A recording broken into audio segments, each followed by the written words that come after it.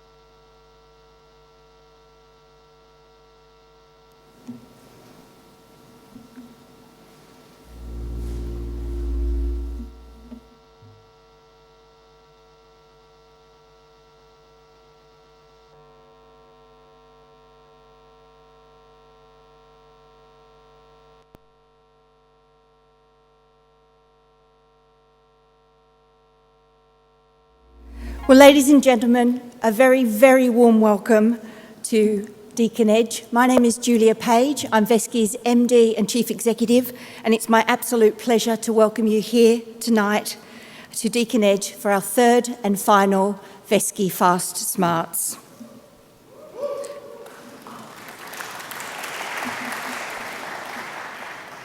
I'd like to acknowledge the traditional owners of the land on which we are gathered today.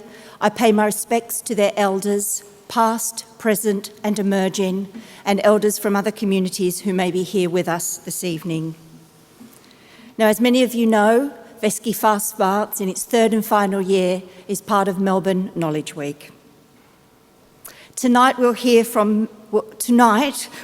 how Melbourne and its regions are advancing the global knowledge base across academia, the creative industries, information and digital technologies, medical sciences, the environment and sustainability.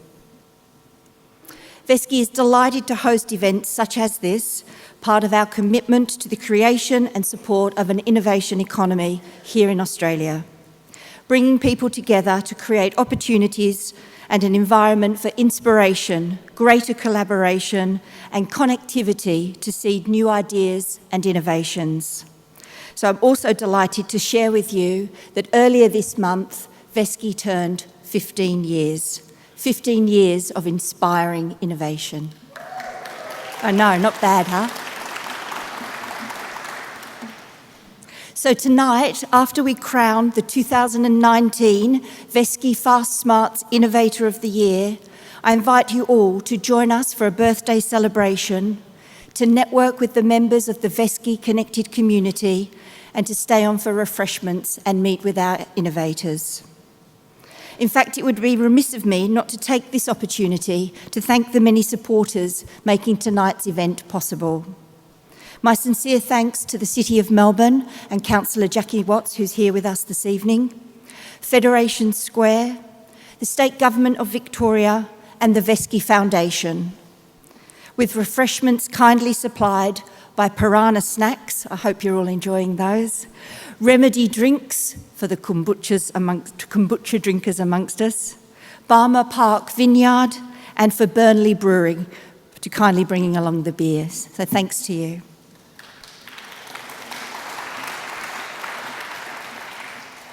In a moment, I'll introduce you to our remarkable Master of Ceremonies for the evening, who will get us underway. But I just wanted to share with you, via a very brief video, some of Veski's successes over the past 15 years.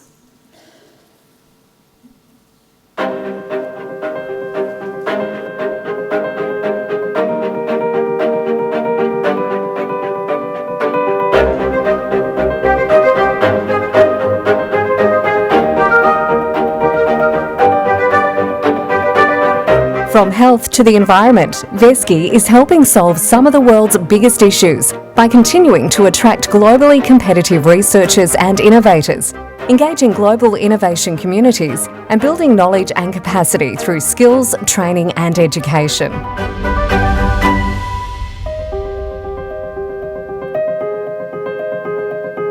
We With a solid reputation for fostering innovation, veski has been instrumental in building Australia's intellectual capital and innovation capabilities over the past 15 years.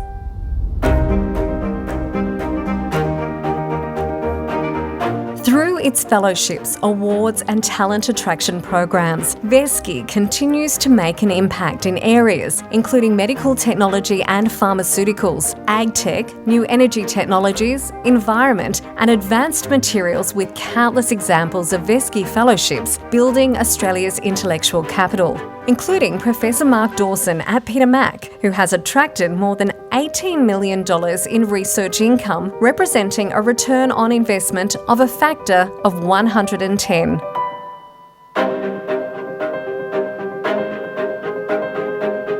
And the fellowships also support women leaders to further their research and attract global funding and attention, such as giving Associate Professor Emma Shabaris the opportunity to advance her investigations into developing evidence-based sleep interventions for children with attention deficit and hyperactivity disorder.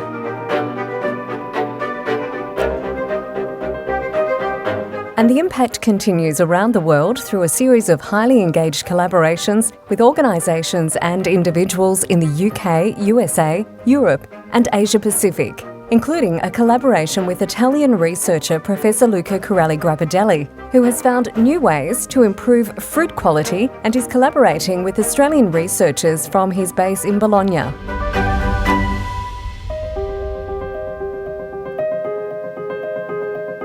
And through a series of unique skills, training and education programs, including the successful Veski Inspiring Women's STEM Side-by-Side program, veski has helped more than 3,000 people build their knowledge and capacity. Recognising the challenges faced by the global innovation community, veski sees them as opportunities to deliver new programs, including identifying and attracting leading innovators to Australia, delivering skills, training and education to support future industries, developing diversity and inclusion programs, ensuring intellectual capital is directed towards solving industry's greatest challenges, and delivering a local interface pilot to connect industry to knowledge institutions at scale. And through this work, and with the support of the growing veski connected community, veski ensures long-term economic and social outcomes for Australia by enabling real-world impacts, job creation, investment, skills capabilities, diversity and inclusion, and inspiring the next generation. With veski proudly continuing to play a key role in connecting, supporting and inspiring the global innovation economy.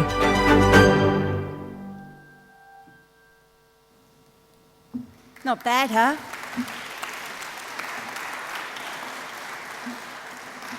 In fact, I'd say rather miraculous, given the size and scale of veski.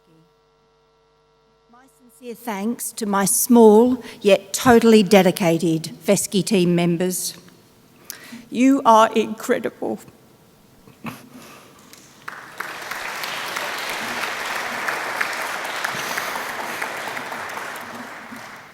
You continue to surpass all expectations, and I thank you very much.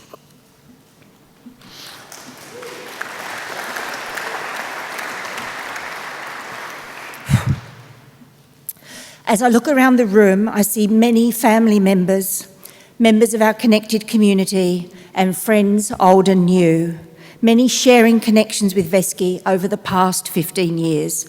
I'm really pleased you could be with us tonight. Thank you, everybody.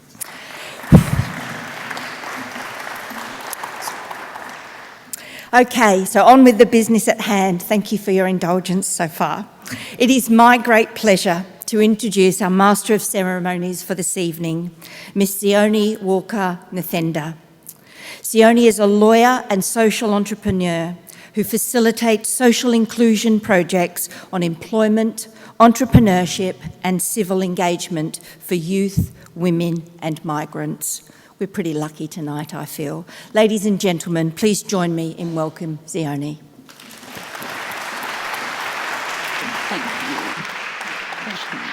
Thank you. Thank you so much, Julia. That was a really, really beautiful welcome, and it was really lovely hearing you acknowledge your beautiful team, who I've had the privilege of talking to over the phone for the last few days. So I also want to start off by acknowledging the traditional owners of the land on which we meet, and I pay my respects to their elders, past, present, and emerging. I think we're very privileged to stand on this land of innovation and exceptional sustainability, which gives us an insight into how our first peoples have sustained the world's oldest continuous living culture. All right, so as Julie has said, my name is Yoni Walker-Ntenda. I'm not going to bother going into any further details. It's fast, smart, and I've been told everything is super duper fast, so I'm going to be very, very fast today as well. Just some housekeeping. If there are any emergencies or evacuations, please do not look to me for guidance. Do not. I am geographically dyslexic. I don't know my left to my right. There are wardens, I'm told. They might have a hard hat or a high-vis vest, or at least they'll look like they have some sort of authority. So follow them, and they will take us to the assembly point on the banks of the Yarra. That's if there are any emergencies, which I hope there won't be. Toilets are outside through the same entrance that you came in. With alcohol, we only have a license to drink alcohol on the premises in the auditorium, so please enjoy your drinks within the bounds of the auditorium. We have a no to very low distraction policy for this evening, which means as much as possible when people are presenting, please stay seated, no rumpling of the packs and crinks and all sorts of things as much as possible. We also have bio cups in the interest of sustainability for refills, so please use those. I think that's it in relation to housekeeping. Please also follow us at veski.org and tweet away at #veski, #FastSmart, #MKW19, which is Melbourne Knowledge Week. So, welcome to Veski Fast Smart, a curated innovation showcase which is part of Melbourne Knowledge Week 2019. We're really privileged to be here at Federation Square. And as Julia has just said, this is the third and final year that we'll be having Fast Smarts. In the interest of innovation, we're going to change and have something completely different, but we don't know what it's going to be yet, right? Excellent. Okay. Sorry? Ideas on a postcard, of course. All right. So I want to actually introduce our first speaker this evening. Again, fast smarts, 1 minute going super duper fast. We're introducing Councillor Jackie Watts, who is from Melbourne City Council, one of our key sponsors. And yes, she is going super duper fast. She's actually heading to an amazing event afterwards as well. So thank you so much for this evening. Thank you.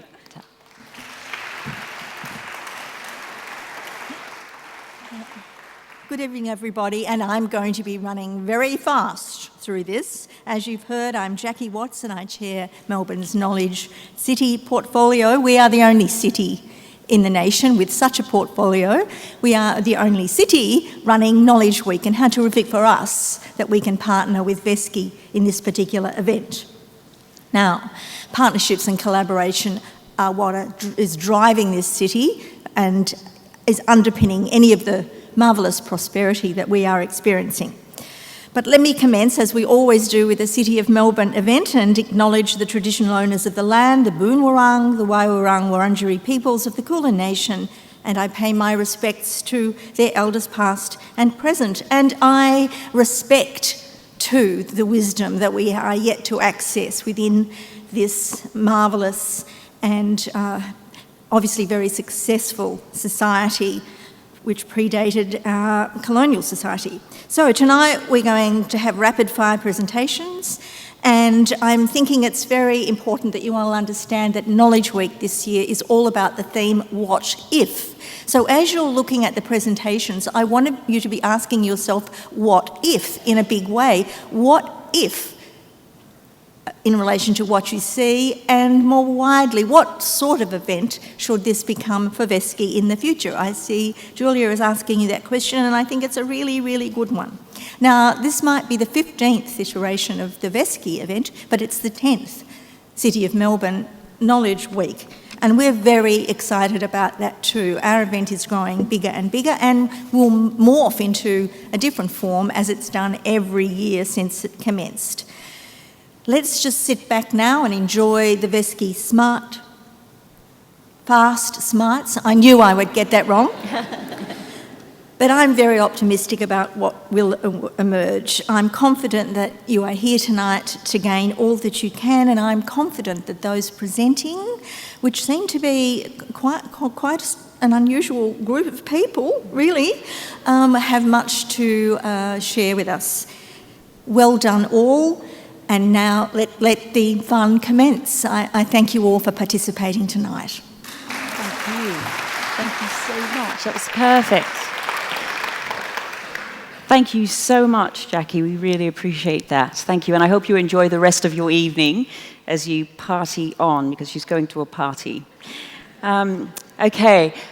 I should also say for everybody that with our housekeeping, please keep your telephones on. I know it's usually the reverse, but keep them on silent.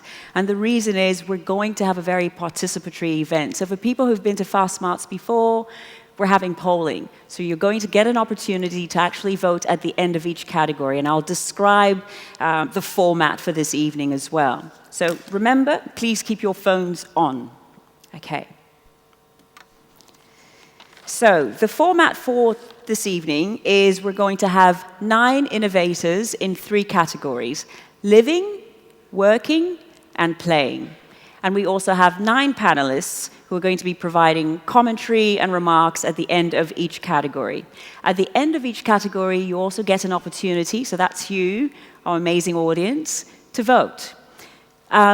Please get acquainted with the booklets on your seat. Some of you might be sitting on the booklets, so if you are, you might have to get up and get your booklet. Absolutely crucial for the rest of the evening, because the booklets actually have the URL for voting, or if you're going to text, they've got the text number and a whole range of other really important information as well. They have the details of the innovators and the panelists. Again, in the interest of Fast Smarts, we're actually not reading anybody's bio, so we invite you to do that through reading the booklets. Okay, so let's actually start off with playing. And we have 3 innovators and 3 panelists. So I'll quickly mention the innovators, and then I will introduce each innovator after I've introduced the panelists. So for innovators, we have Associate Professor Emma Spiras.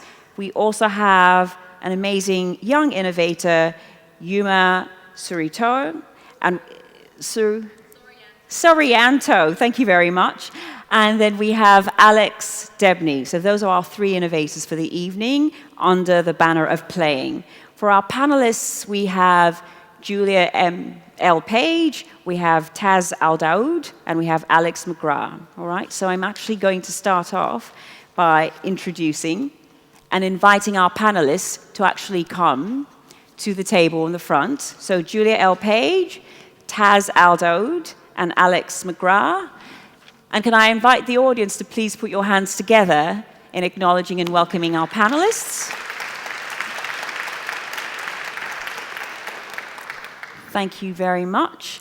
And now we will have the first presentation from Associate Professor Emma Spiras. Can I say something very, very quickly about the format that I missed, just for the benefit of the audience? In celebration of the year 2019, our quick rapid-fire presentations are going to be 20 slides of 19 seconds each. So that means each innovator gets 6 minutes and 20 seconds for their presentation. And it's absolutely perfectly timed and synced with the AV guys who will literally turn off the mics at the end of 6 minutes and 20 seconds. It's a bit ruthless. So without further ado, can I invite Associate Professor Emma Spiras. Thank you very much.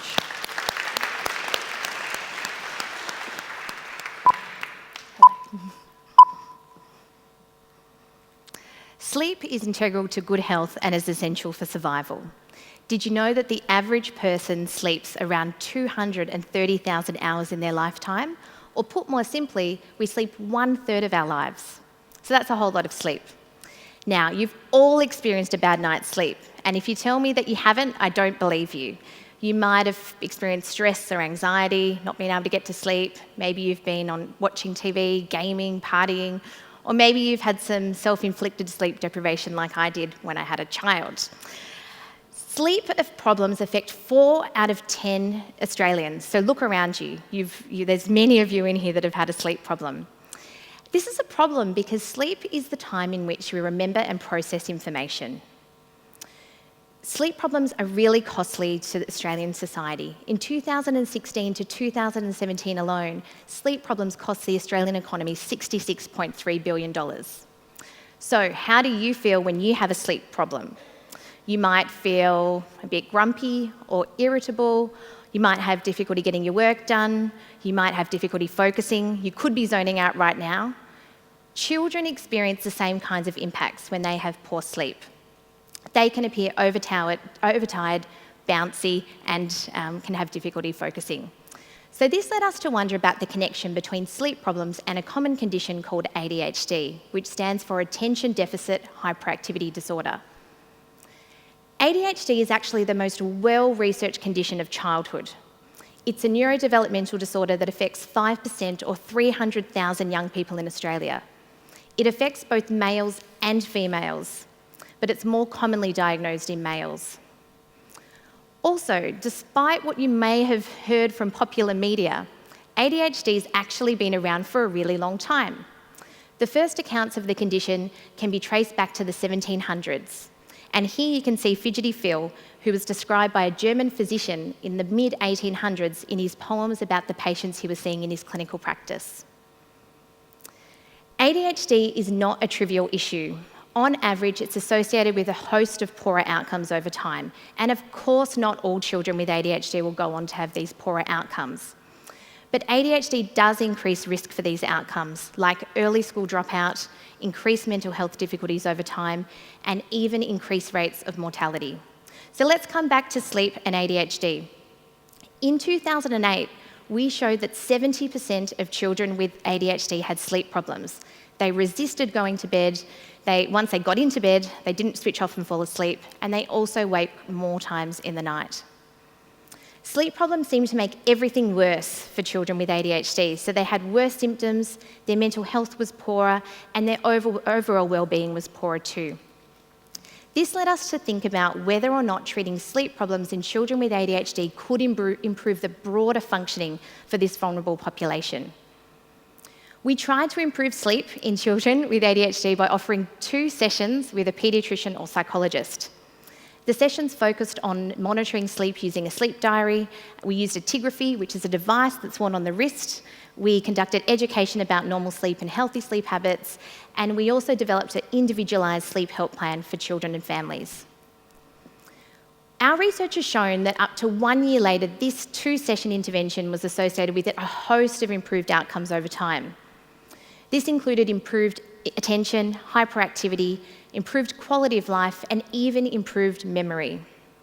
However, most of the research that we've done so far has focused on children, but we know that sleep problems become particularly problematic in adolescence. Adolescence is a developmental period characterised by huge changes in biology, so we see the onset of puberty, and it's also a time where we see huge environmental changes with the start of high school and starting part-time employment. We conducted a survey of adolescents with ADHD, and they told us that about 50% were receiving less than 8 hours of sleep per night. They frequently had difficulties getting to bed at the right time, being able to switch off and fall asleep, and also they had difficulty staying asleep at night. Now, this is important. We asked adolescents about their motivation for help in this area, and we were very, very surprised that 64% of adolescents said, yes, we want help for sleep, which I couldn't believe. 80% of parents said that they wanted help too, and we asked adolescents and parents all about the kinds of help that they wanted, and we used it to develop this new intervention, which is looking at treating sleep problems in adolescents with ADHD. This program has a similar format in that it's 2 sessions, and the reason for this is this can be embedded into the current healthcare system. But the focus is totally different, so it's focusing all on the needs of adolescents.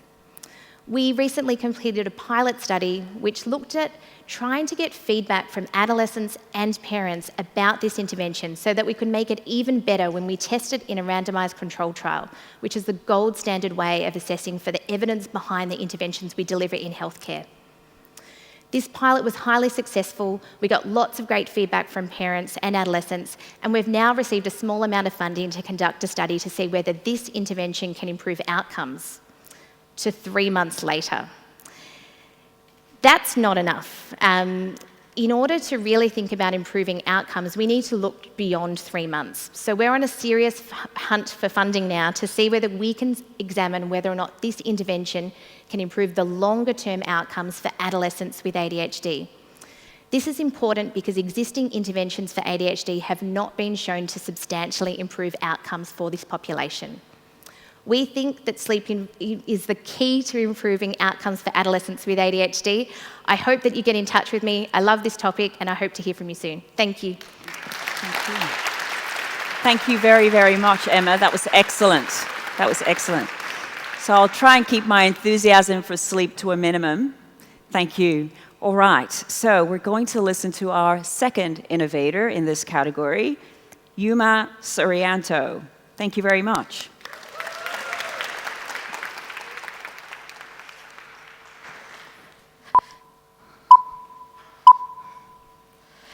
So, hello everyone, it's a pleasure to be here. My name is Yuma Surianto, and I'm here because my parents told me that we were going to see Detective Pikachu. But obviously they're wrong, and I had to present, so I quickly made this presentation for you.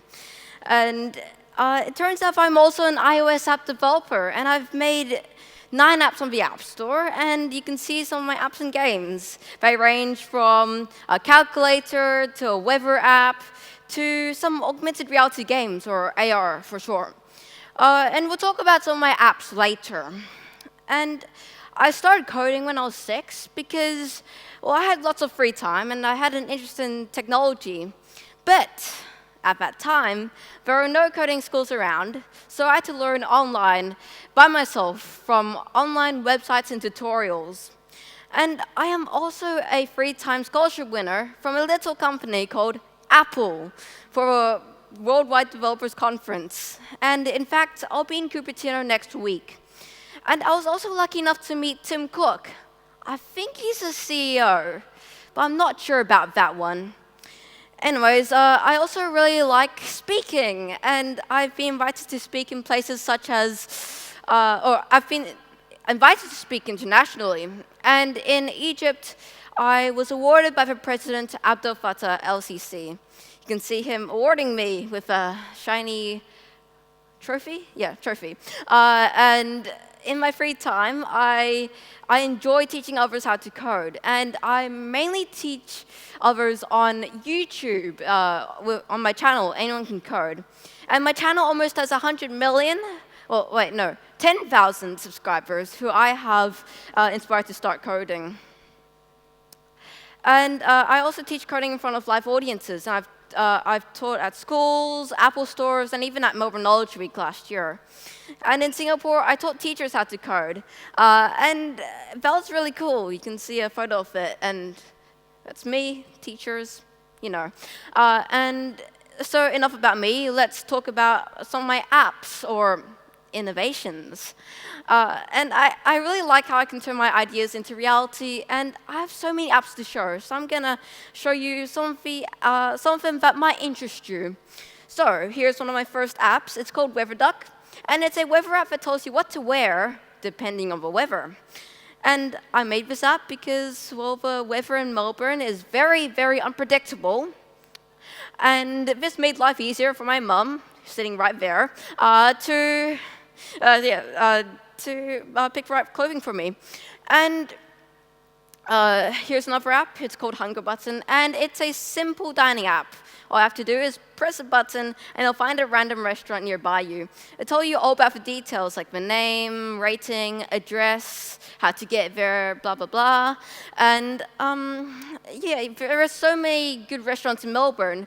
So I made this app because whenever me and my parents go out to eat, we never really know where to go. So this app helps decide the restaurant for us, and it's been quite convenient. And let me show you this app. It's one of my first games I've published on the App Store. It's called Let's Stack, and it's about stacking blocks on top of each other.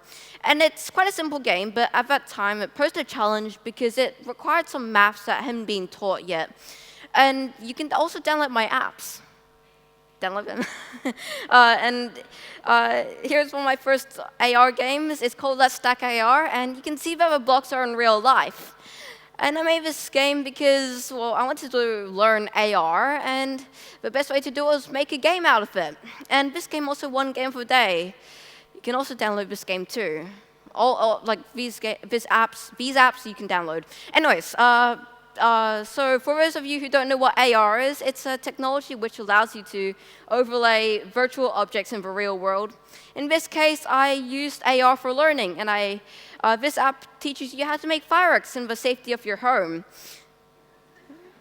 If safety, yes. And I've made 9 apps, and well, behind those 9 apps are dozens and dozens of experiments. And well, most of them have failed. But for some of them, I haven't found any practical use yet. And it's part of being an innovator. So, this one, I experimented with artificial intelligence and machine learning. This app detects not only objects, but sign language gestures. And this could help people with visual impairments to navigate the world. And yeah, it's okay. Anyways.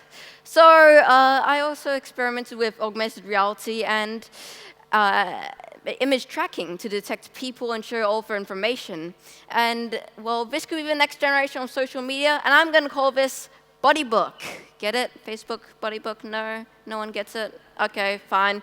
I really see a lot of potential for AR, and I believe it will be the way we interact with computers and our environment. So I created an AR shopping app. And using AR can reduce cognitive distance. It's like a scientific word or something. But really, it just simply means that instead of looking away from your game cartridge, all the information can be presented right in front of you. And you may have seen this video. I'm not sure. But anyways, it was originally posted on Twitter, and last year it became viral. And so that was the future I'm working to build. And only a few years ago, I didn't even know the meaning of innovation. And tonight, I'm very honored to be considered an innovator and share the stage with all these other excellent innovators and hear about their amazing journeys. So, thank you.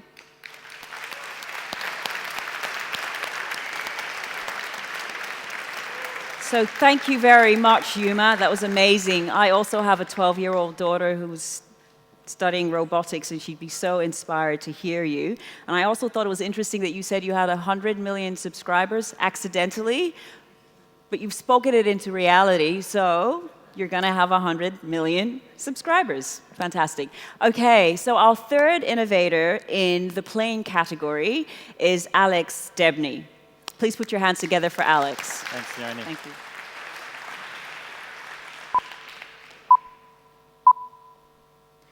Before innovation, I want to talk about failure. People are obsessed with it. During our capital raising, over 20 investors told us we would certainly fail. One prospective investor even said that the social impact landscape is littered with the carcasses of technology companies that tried. He obviously didn't invest in our business. However, ubiquitous obsession with failure has driven our need to understand it better. Apart from poor management, many suggest it's an inability to understand the future. Instead, we believe it's an inability to understand the present. Sadly, understanding the present amongst all the noise in today's world is not very easy. We actually launched a product before Yoinky that failed because we listened to that noise. Though that journey underscored for us the most important observations to be aware of. Firstly, before the advent of the smartphone, mobile internet usage was virtually non-existent. It took only 7 years for this new channel to overtake desktop computers. And mobile continues to capture more of our attention with each and every evolution. Secondly, 14 million Australians donate and 6 million volunteer every year. Yet these numbers have recently been declining as millennials become the engine, driving social impact outcomes. Unfortunately, our generation is not being offered innovative solutions that cater for how we naturally interact with technology. Thirdly, Australia has around 55,000 charities and 600,000 not-for-profits. Sadly, 90% of charities attract only 6% of sectoral income. As a result, many fantastic organisations driving real outcomes can't attract capital for innovation, nor can they afford to be on the very expensive platforms that pursue only the wealthiest charities. Finally, traditional workplace giving is just not working, with employee take-up averaging 4.7% and falling. Two commonly cited reasons: employers regarded as non-core, with high financial and administrative burden. Secondly, payroll are not the best team to communicate it to employees. So why does our co-founder team care about any of this? Because we have each seen the value that the social impact sector delivers. Take tonight's host, for example, Veski Foundation, who work tirelessly to support innovation and deserve sustainable philanthropic support. And how have we responded to these observations? Well, by delivering Yoinky. Yoinky is a platform that addresses multiple use cases for multiple customer sets. Yoinky is a fundraising, volunteering, analytics, and very soon also communications solution that is mobile-led, because it's a safer bet than Winks that every adult in this room, and probably also humour, has a smartphone in their pocket or in their bag. For charities, they get an innovative new channel to offer to people, and for users for the first time ever, they get genuine, real control over their social impact. And also, to get it into everyone's hands, we made Yoinky free. And look, I get it, being free is not innovative, but the degree of scalability is. We designed Yoinky to be very robust and highly scalable to get it into widespread use, because that's what creates real impact. Also, enabling employees to seamlessly interact with the social impact sector with the support of employers is a super powerful concept. However, practical application has been unnecessarily complex. With Yoinky, we've democratized that process and still kept it free. Without tech or payroll integration, managers simply encourage their employees to download Yoinky, and then they capture the data for better gift matching and CSR. Where to next? Well, what can we observe? I'll briefly touch on 3 observations around communications, transparency, and other inefficiencies. Firstly, many charities have progressively commercialised their fundraising with increasingly intrusive mechanisms.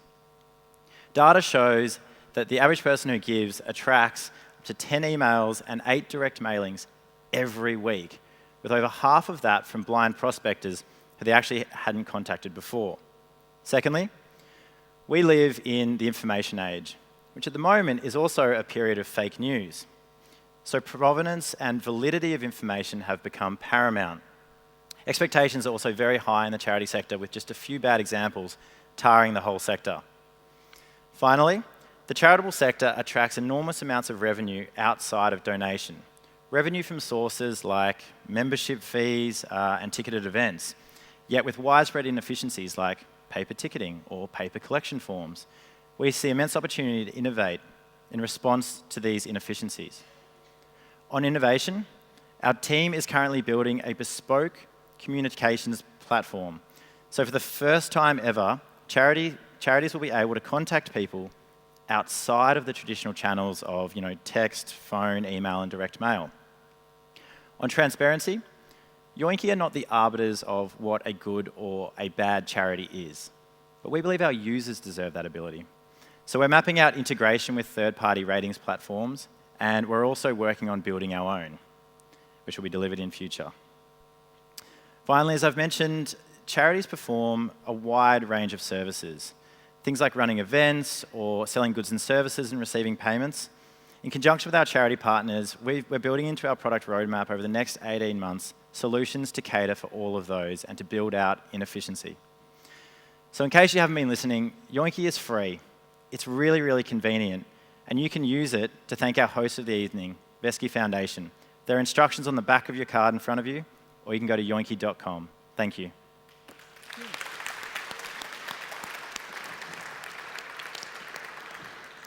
Thank you very much, Alex. Australia has a very, very high rate of giving and volunteering, so I'm sure we'd be very interested to hear some of the remarks from our panelists. But before I actually invite all of the innovators back to the stage, what I do want to say is polling for the playing category is now open. So please vote for your favorite innovator in this category, and all of the instructions are in your booklet. Polev.com, et cetera, So there's a URL, like I said, there's a text, and you basically just tick A, B, C, or whoever your favorite innovator is if you're going through the text. Okay? So polling is available from now until we officially close it, and I will tell you when we close it. So can I please invite our 3 amazing innovators back to get some feedback from the panelists. So Alex, Emma, and Yuma, thank you very much.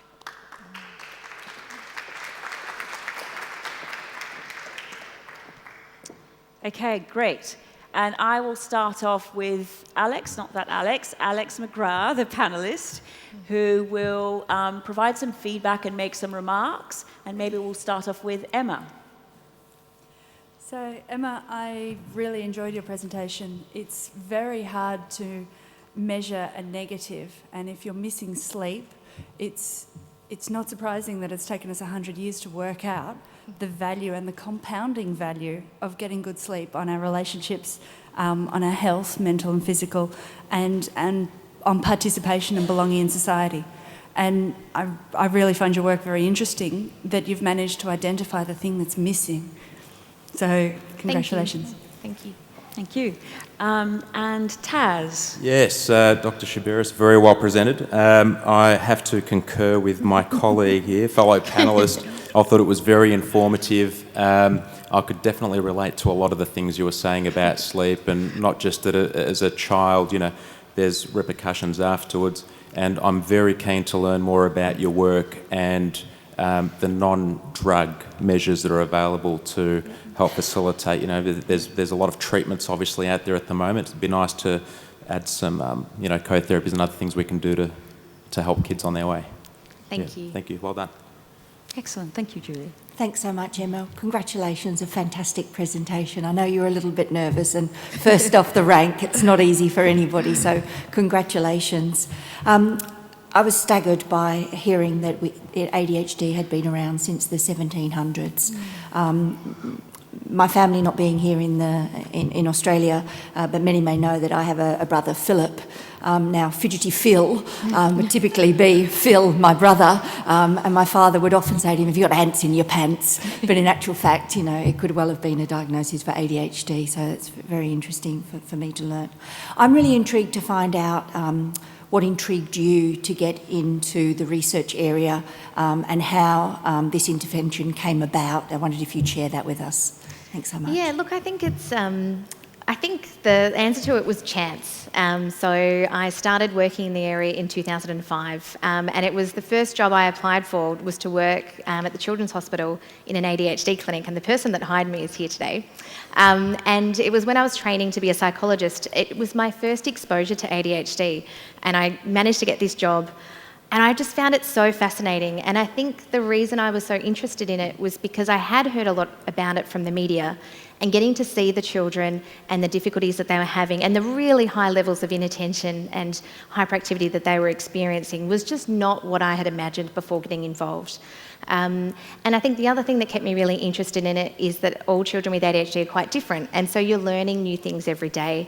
And the connection with sleep came through a collaboration, so it's all through collaboration. So we collaborated with somebody that had expertise in sleep, paired it with ADHD, and we came together. So it's really a work of collaboration. Thanks so much indeed. I really appreciate you sharing it. I'm sure there's many in the audience that have family members that would gain something from the presentation and from the research you're doing. Well done. Thanks, Julie. Thank you. Thank you. Thank you very much from our panellists. And in the interest of keeping things seamless, when I come back to Alex McGrath, I will get your feedback in relation to Yuma and Alex, and then I'll sort of progress things that way. So what were your thoughts in relation to Yuma's presentation? Yuma, I love your presenting style. Your love of coding really comes through. And what I particularly liked was that the way that you blur the line between us with old, pre-millennial brains, we see real world as one thing and the virtual world as another, but you see them both and one on top of the other. And coding is a social thing, and the really fun way that you let your apps fast track real world interactions with things like weather. So yeah, great presentation style, really enjoyed it. Yeah, thank you. Thank you. So Alex McGrath again, can you give us feedback in relation to Alex Debney's presentation? Yeah, I would kind of like to know what you're going to do next, because it looks to me like your platform for giving, that it's not a failure of generosity, not a failure of need, is based on having seen a problem, scoped it, and solved it in a technical sense. What's your next step after that? I think we're really cognizant of how we built something first without getting the right feedback from the market, and it failed. So now our whole team listens very closely to what our partner charities are saying.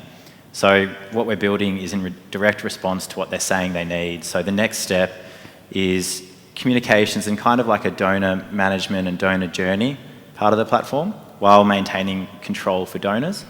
Beyond that, I think, tickets are a huge one. There's so many events like tonight that are run that could be all put in the same spot.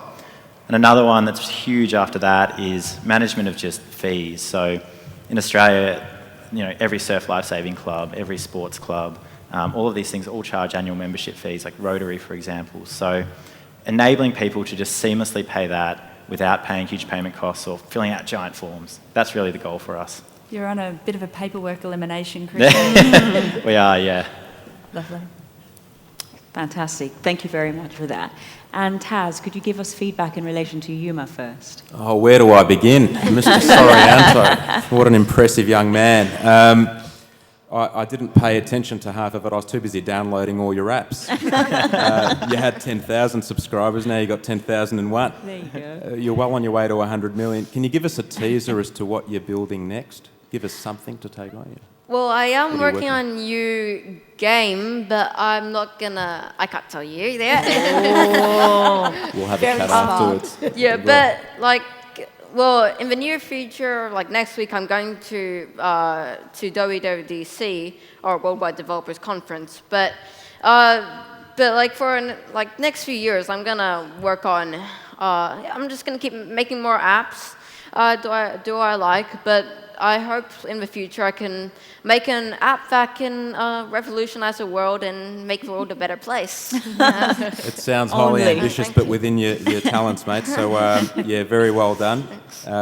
You've got another supporter here, so keep up the good work. Thank you. Fantastic. Thank you so much for that.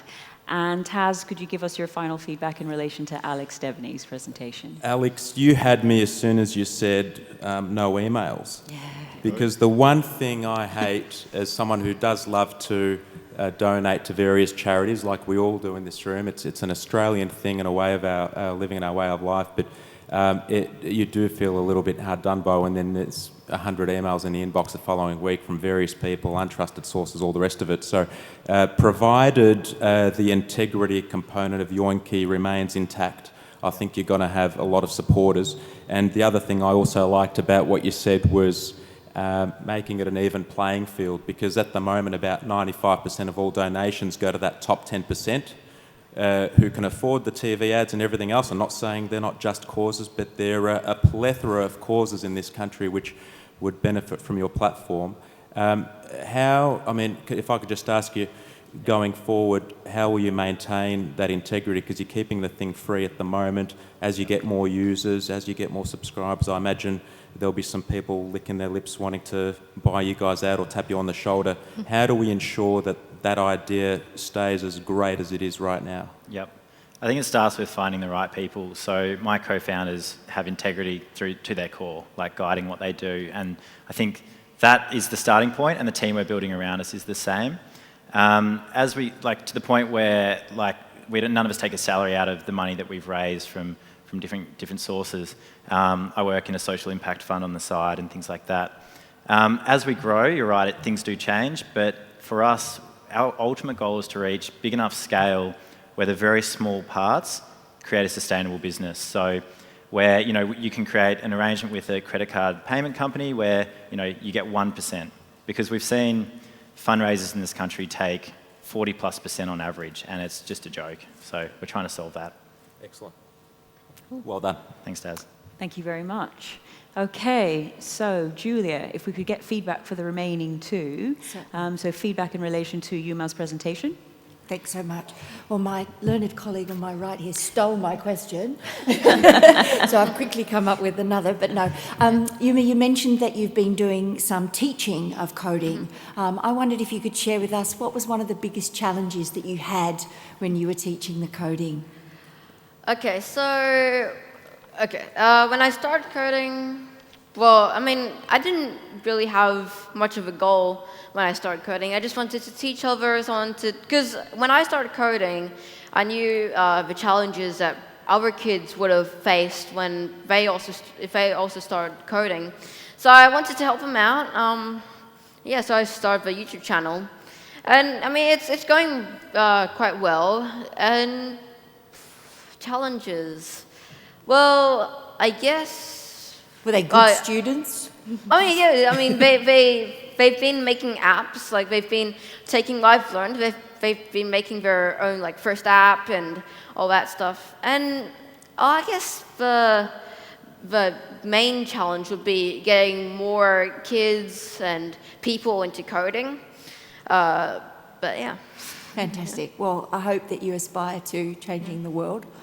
You've done a lot in your first 6 years since you started coding. I'm hanging out to see what happens in 2025 in another 6 years. Congratulations. Well done. Thank you very much. And feedback for Alex Debney. Certainly. So, Alex, we met just a couple of weeks ago, and already I can hear from your presentation the evolution of Yoinki and the team that are working dedicated behind it, listening to the feedback. Even Veski's Foundation was able to share some comments and thoughts. So it was fantastic to hear you talking about that. You also mentioned a great alternative solution for payroll giving for many of the employers that are here in the room, and I think that really is something that is of importance. Certainly being involved with HR and accounts departments that have seen it as a chore, and as you quite rightly say, it's not core. So I think it was really, really valuable as part of the product that you have. And I'm wondering if we can't use our contacts with Melbourne Knowledge Week 2020, because all of the events that they have are ticketing, so maybe we can assist you in proposing Yoinki for them for next year. You'll have me working till I die, Julie. Congratulations, well done. Thank you all very much for your presentations. Thank you. Please put your hands together for our 3 playing innovators. Amazing. And our panelists as well. Thank you very, very much. Put your hands together for our panelists. Thank you for your feedback. Okay, great. Now, I should remind everyone that the polls and the voting for the playing category is going to close soon. And I believe it's quite interactive, which means that we should be able to see how it's tracking. No, not yet? Okay, eventually. Oh, okay. So there you go. So A is Emma, B is Yumi, and C is Alex. Okay, great. So it looks like Alex is leading thus far. So if you have a favorite, please vote for your favorite. Fantastic. Okay, so our next category is our working category. And you're all now pretty familiar with the format and the process, so we'll go through it in the very same way. But can I ask very quickly, how many of you have come to Veski Fast Smarts before? Okay, quite a number of you. Okay, welcome back. Thank you. Okay, so we have 3 innovators in this category, Dr. Neda Mirzadeh, Daniel Pro Husky, and Nikki Rousseau. And we've got 3 panelists as well. So I'm going to very shortly introduce the panelists to come to the table, and then I will introduce each of the innovators to present. So can I start off by introducing Joe Cutler? Thank you very much. Can you please put your hands together for Joe?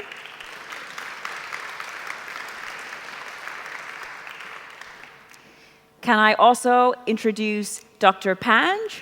Thank you very much. Put your hands together. And can I also introduce Sophie Krantz to the table? Thank you. So now that we've got our three panelists, I'll introduce our first presenter. So our first presenter is Dr. Neda Mirzadeh, and she's going to present. Thank you very much.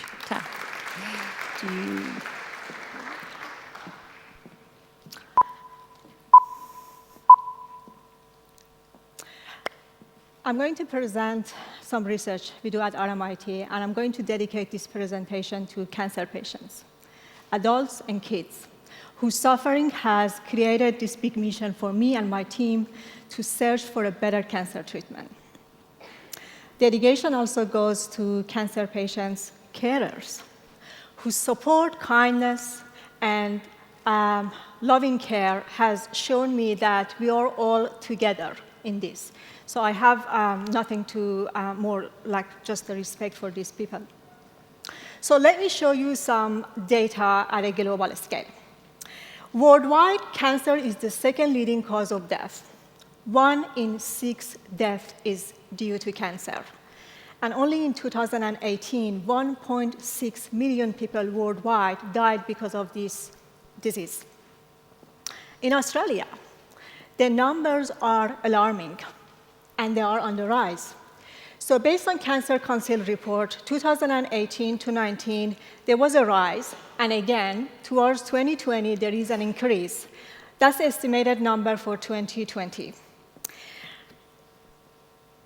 Just in 2019, this year, every day in Australia, there is an estimated number of 136 people dying from this disease. So the incidence of cancer is rapidly it is like increasing, and with it, the search comes to find a better treatment. The question is, do we have a medicine? We have a medicine. Cisplatin is a platinum compound clinically in use for many, many years. The next question is, if this medicine is the best medicine? And the answer is no, because there are a lot of side effects that this medicine suffers from. Nausea, temporary hair loss, loss of appetite, kidney problem, just name it. And the reason is because this particular medicine attacks the DNA. All the good cells and bad cells, they have DNA. So the medicine cannot differentiate between these two. What we have done at RMIT University in the Chemic Center, we have used a multidisciplinary approach to draw a solution at the heart of the science. How we have achieved that? That is the interesting part. I have a piece of gold here, and anybody welcome to come and look at it later, but this is where we have found our innovation. Safe drug for cancer treatment with the use of gold. That's amazing, right? Because from ancient time, which goes back to many, many years, we know this metal as a luxury metal. It has been decorated the palaces of the kings and queens, and it has been in use as a luxury metal for jewelry, sometimes tooth filling. Yes, that's true. But that's as much as we have gone so far. But there is more towards this metal. So this is where we start, and we take it from, this is a video. Okay, it doesn't show. The video shows that we have a flexible sheet. This is where we start taking this sheet to the lab, and the end product is just some molecules that they can treat the cancer. Some of the strategies we have developed is like using different bioactive molecules.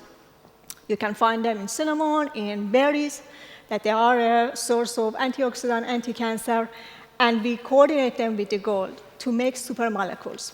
So these supermolecules, they have great anti-cancer properties, but they have less side effects. So I told you with the cisplatin, side effects are a big challenge.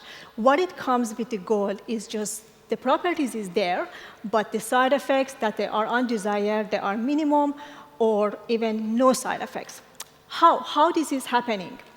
I told you that cisplatin attacks the DNA. All the cells, they have DNA, right? So the medicine cannot differentiate between good cells and bad cells. But gold does not attack the DNA. It attacks one of the overexpressed enzyme in the cancer cells. So that is how gold differentiates between good cells and bad cells.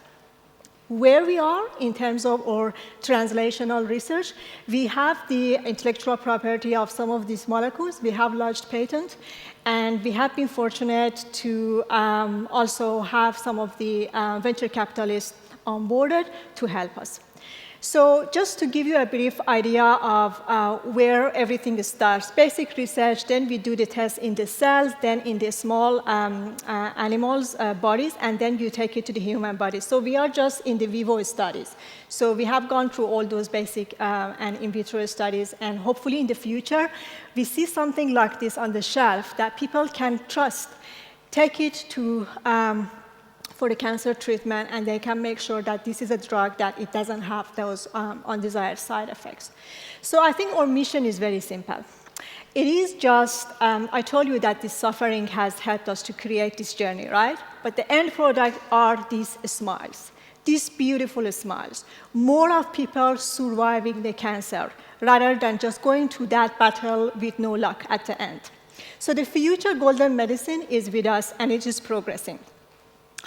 This is my small team at RMIT University, and we work together.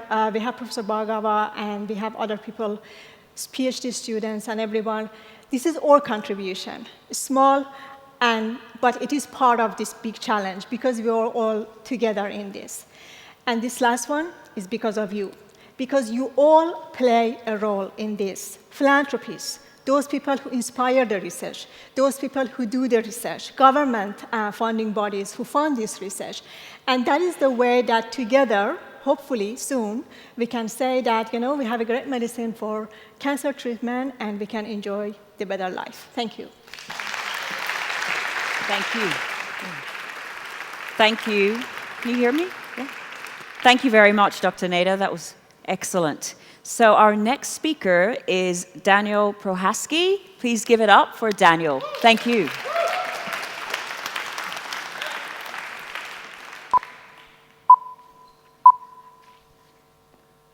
Hi everyone, I'm Daniel Pro Husky, and I'm a co-founder of Curvecrete. And we're here to change the face of architectural design through beautiful curvature and some clever robotics. When I was Yumi's age, I was busy working with timber in my grandfather's workshop. I wasn't quite making apps, but maybe with hardware. So these are the concrete jungles that we live in. And globally, our cities are contributing to about 70% of all CO2 emissions. And a lot of that is due to concrete. 8% of all global CO2 emissions are due to concrete on that side. And 40% of all of Australia's waste is due to construction. It's a lot of single-use formwork that is used to form concrete. We need to do something about this, and we've got the team to do it. We've got a team of designers, engineers, and entrepreneurs that are working across institutions, RMIT, Swinburne, and University of Melbourne, across the Swinnovation Precinct, and University of Melbourne's TRAM program, the Wade Institute, and soon to be announced later. I'll let you in on a little secret later. But anyway, what we're here to do is, what about a future where we reduce waste through beautiful design? These beautiful curves put Australia on the architectural international map. However, constructing these beautifully curved buildings creates a lot of waste. What if we could create these sorts of curvatures using a waste product, like fly ash?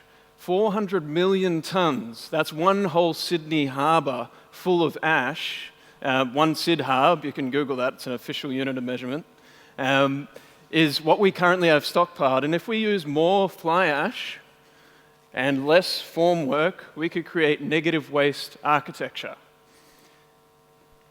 That's a term that we're coining. Please spread it. So what does that really mean? We take fly ash, we mix it with some alkali stabilizers and activators to create a sustainable form of concrete. We pour it into a mold and create beautiful curved panels. Every panel that we create reduces the amount of CO2 by about 80% in comparison to standard cement. And we do this by creating beautiful curvature, what we call ruled surfaces or hyperbolic paraboloids. And I'll let you in on a little secret now. We've actually created a robotic prototype, don't tell anyone, that it's reusable over and over and over again. It doesn't create any waste in the formwork. So we can create these beautifully custom, doubly curved panels that are actually more structurally efficient than straight panels. And we've already begun. So this is a showcase that's currently on display in Arup's foyer, one of the most innovative engineers internationally. And we've created this showcase to basically demonstrate to the world that we can actually create these non-structural panels. And we've proven ourselves as finalists in the recent Victorian Design Challenge at the National Gallery of Victoria, where we presented a chair concept, and we invited everyone to pull up a chair. If you're interested in a chair, let us know. And we were there to popularize the idea that you could actually create a material palette out of these 3 flavors of fly ash that we can get locally out of some of the most polluting coal power plants in the world. And we're here to clean up their mess. So we have the Loy Yang greys, the hazelwood charcoal blacks, and the Yalorn umbers. And if we could create these materials that were actually popularized through where they came from locally, we could start to build beautiful artifacts on the industrial design scale, architectural panels, and what we're working on now is developing structural modular construction techniques through our negative waste architectural and construction methods. So we've started creating tools that are accessible to designers. They can start to use these on their projects. They're online-based tools that they can test in real time and check what the embodied energy is so that they can figure out what their impact is to the environment and how they can create these beautiful forms of liquid architecture that we're enabling designers to co-create cost-effectively. And what we're doing now is, as I mentioned, we're creating structural panels. So curvature is incredibly structurally efficient. And the types of curvature that we create are saddle geometry. And what that means is it's incredibly stiff. It's about an order of magnitude stiffer than a flat panel. So if we could create structures like these bridges, even if we use standard concrete, we could halve the amount of material that we use. So just recently, I'd like to announce that we were successful in our application to the Melbourne Accelerator program that launched last night. Well done, Warren. So we're going along our journey to create negative waste architecture. You can get in contact with us at curvecrete.com. Thank you. Cheers. Thank you very, very much, Daniel. Ladies and gentlemen, aren't you glad you're here on a Wednesday night? I mean, you could be home, slowly being tempted to watch some highly questionable reality TV program that you'd be too ashamed to admit that you watched the next day at work. But instead, you're here listening to some amazing ideas and inventions from great people, inspiring people produced by our city. I'm really, really proud to be here, so thank you. Our third presenter is Nikki Rousseau, and Nikki has a colleague and a friend who she's going to introduce to you as Temi at some point. Thank you, Nikki. Thank you. Good evening, everyone. You're probably looking at the least technical person you're ever going to meet here tonight. And this is my unexpected journey, my tale of how I became a founder and the CEO of a technical startup. Adhd is a boutique company importing robotics into Australia. We've got a staff of 4, and we are based in Mulgrave. The question when you talk about robots, What are they and how do they integrate in your life? How do we use them effectively? Should we be afraid of robots? These are questions I often get asked when I present at places that I talk, and generally the feeling is there's a bit of fear about robots. Now, there are lots of definitions about robots out in the marketplace that you could do, but basically what I think it is a programmable machine that imitates a human being, which is supposed to be intelligent, so that could be a contradiction in terms. That's up to you to decide. The robots that we deal with at Exaptech have a classification, or robots have two classifications. You have industrial and you have service robots. Now at Exaptech, we actually sub-classify it and we go into telepresence robots and social robots. I'm going to take you through a journey of the robots that we've been dealing with for the last 4 years in our little company in Mulgrave. The robots that you're currently looking at all have one thing in common. They connect people to each other when they can't physically be in the same place. Now, I'm going to take you through some case studies of companies that are using this technology in Australia. The first company, or the first product, is Beam, and one of our clients, Telstra, a big corporate, plug if anyone's from Telstra, and the mining giant BHP Billiton. So for people that need to be at mines that they can't be, they're dialing on a daily basis instead of flying up, so therefore reducing their footprint. The double was used, or is, at Genazzano Private School. One of their students got stuck in Bali, nice place, when the volcano went up, and went to year 12 lessons via the double. They have a boarding school there, lots of international students. The parents dial in and join their kids for dinner. The Padbot is currently being used at New South Wales TAFE to help people with disabilities integrate back into the workforce. Another client of mine had a car accident and runs his business from home, doing the Padbot. He's at home and his Padbot's at the business. Social robots. The iPal is being used for coding in schools and TAFEs that we deal with, and the Neo is used for people with autistic, very, very good programs for people with autism, and aged care, where they're interacting with people with dementia. The Sandbot's being utilised at the Sunshine Coast Council, where it's a concierge, it meets and greets all the people coming in, does market research, and gives frequently asked questions that they have answers to.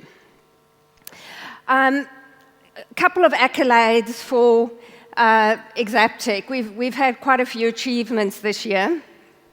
I'll go on to our achievements. I just came back from China on Wednesday, where we represented Australia as one of 4 companies at the Chinese International Culture Show in Shenzhen. Massive accolade for us to be there with about 170 other international companies. Last November, we were contacted by a company in Israel called Robotemi. Out of the blue, contacted me and asked me whether I would be interested in being the distributor for this whiz-bang spectacular little robot that you're looking at here. I, of course, had to think long and hard, 2 seconds, and I was on a plane to Israel, where I met with the absolutely astounding technological capabilities. Robotemi is involved with the Israeli Defense Force, so I don't think I need to go on about what they're capable of in their technology. Of course, we signed the deal. Couple of months or 2 months later, we are the exclusive distributor of Temi in Australia and New Zealand. I was also mentioned as one of the 6 women that rock robotics in Australia. I don't quite know what that means, but I really liked it. Thank you. I can do it. Myself and 5 very highly qualified academic women grace this page. So Last year, we were also accepted on the Queensland University of Technology Creative Enterprise Collider program, which is a 3-month for startups. I was vying with 19 other companies and managed to get a spot in that, which has just absolutely been life-changing for myself and the company. That startup show on TV in Melbourne, I also got invited onto that and managed to win episode 2 against 2 other companies there. So it's really been quite an extraordinary year in terms of growth and what we've been doing. Our last and massive award was that we are acknowledged as one of the Westpac 200 businesses of tomorrow. A massive accolade for us. I think there were also like over 1,000 companies vying for this, and we managed to get into the top 200. So if you've got a takeaway tonight from this, if you're looking to connect to someone and you can't be in a place where you need to be, aged care people, you've just want one of these Temmies in your home, my contact details are there. Connect with me on LinkedIn and come and see me in my office in Mulgrave. Thank you very much. Fantastic. Thank you. You don't mind staying there.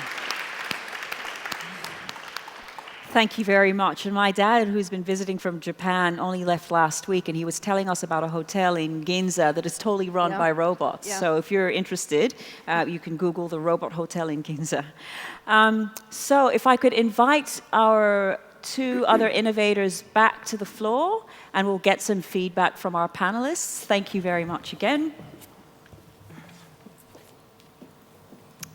Okay, excellent. So we'll use the same seamless format that we used before, which is I'll ask for your feedback. I'll start off with you, Sophie, and I'll get your feedback for each of the innovators, and then I'll move to Panj, and then I'll move to Joe. All right? Okay, thank you. So, Sophie, what did you think about our amazing innovators, starting with Neda? Oh. I know, that's just the order in which it all happened. Thank you. Neda, I really enjoyed your presentation, and it spoke to me quite personally because a family member is suffering from terminal cancer, and I'm sure everyone in the room has been touched by it. And I'm delighted that we have people like you in the world who look at innovation and technology to come up with different types of treatments. I really enjoyed in your presentation that you highlighted the size of the problem, the second leading cause of death globally. I like the global dimension of your presentation, and also bringing it back to home that 136 people die each day in Australia. And you've found something that can ease the treatment for people in their cancer journey.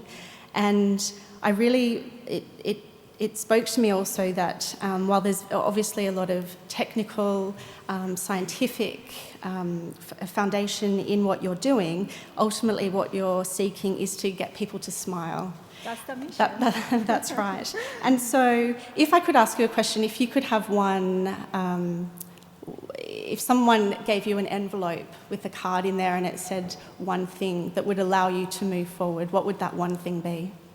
I think the drug development, and it's not just this particular drug, any drug development is a long journey. It requires a lot of out of human body experiments before we can start experimenting that drug in the human body. And the concept is long, it requires a large amount of funding.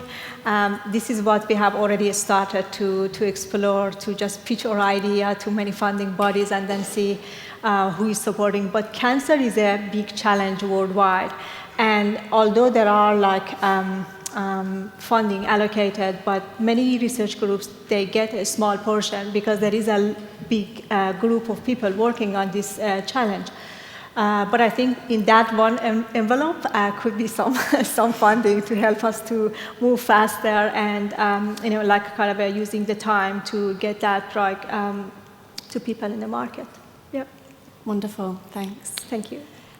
Daniel, thank you for your presentation. I really enjoyed, it's very much out of my comfort zone talking about concrete and construction and so on.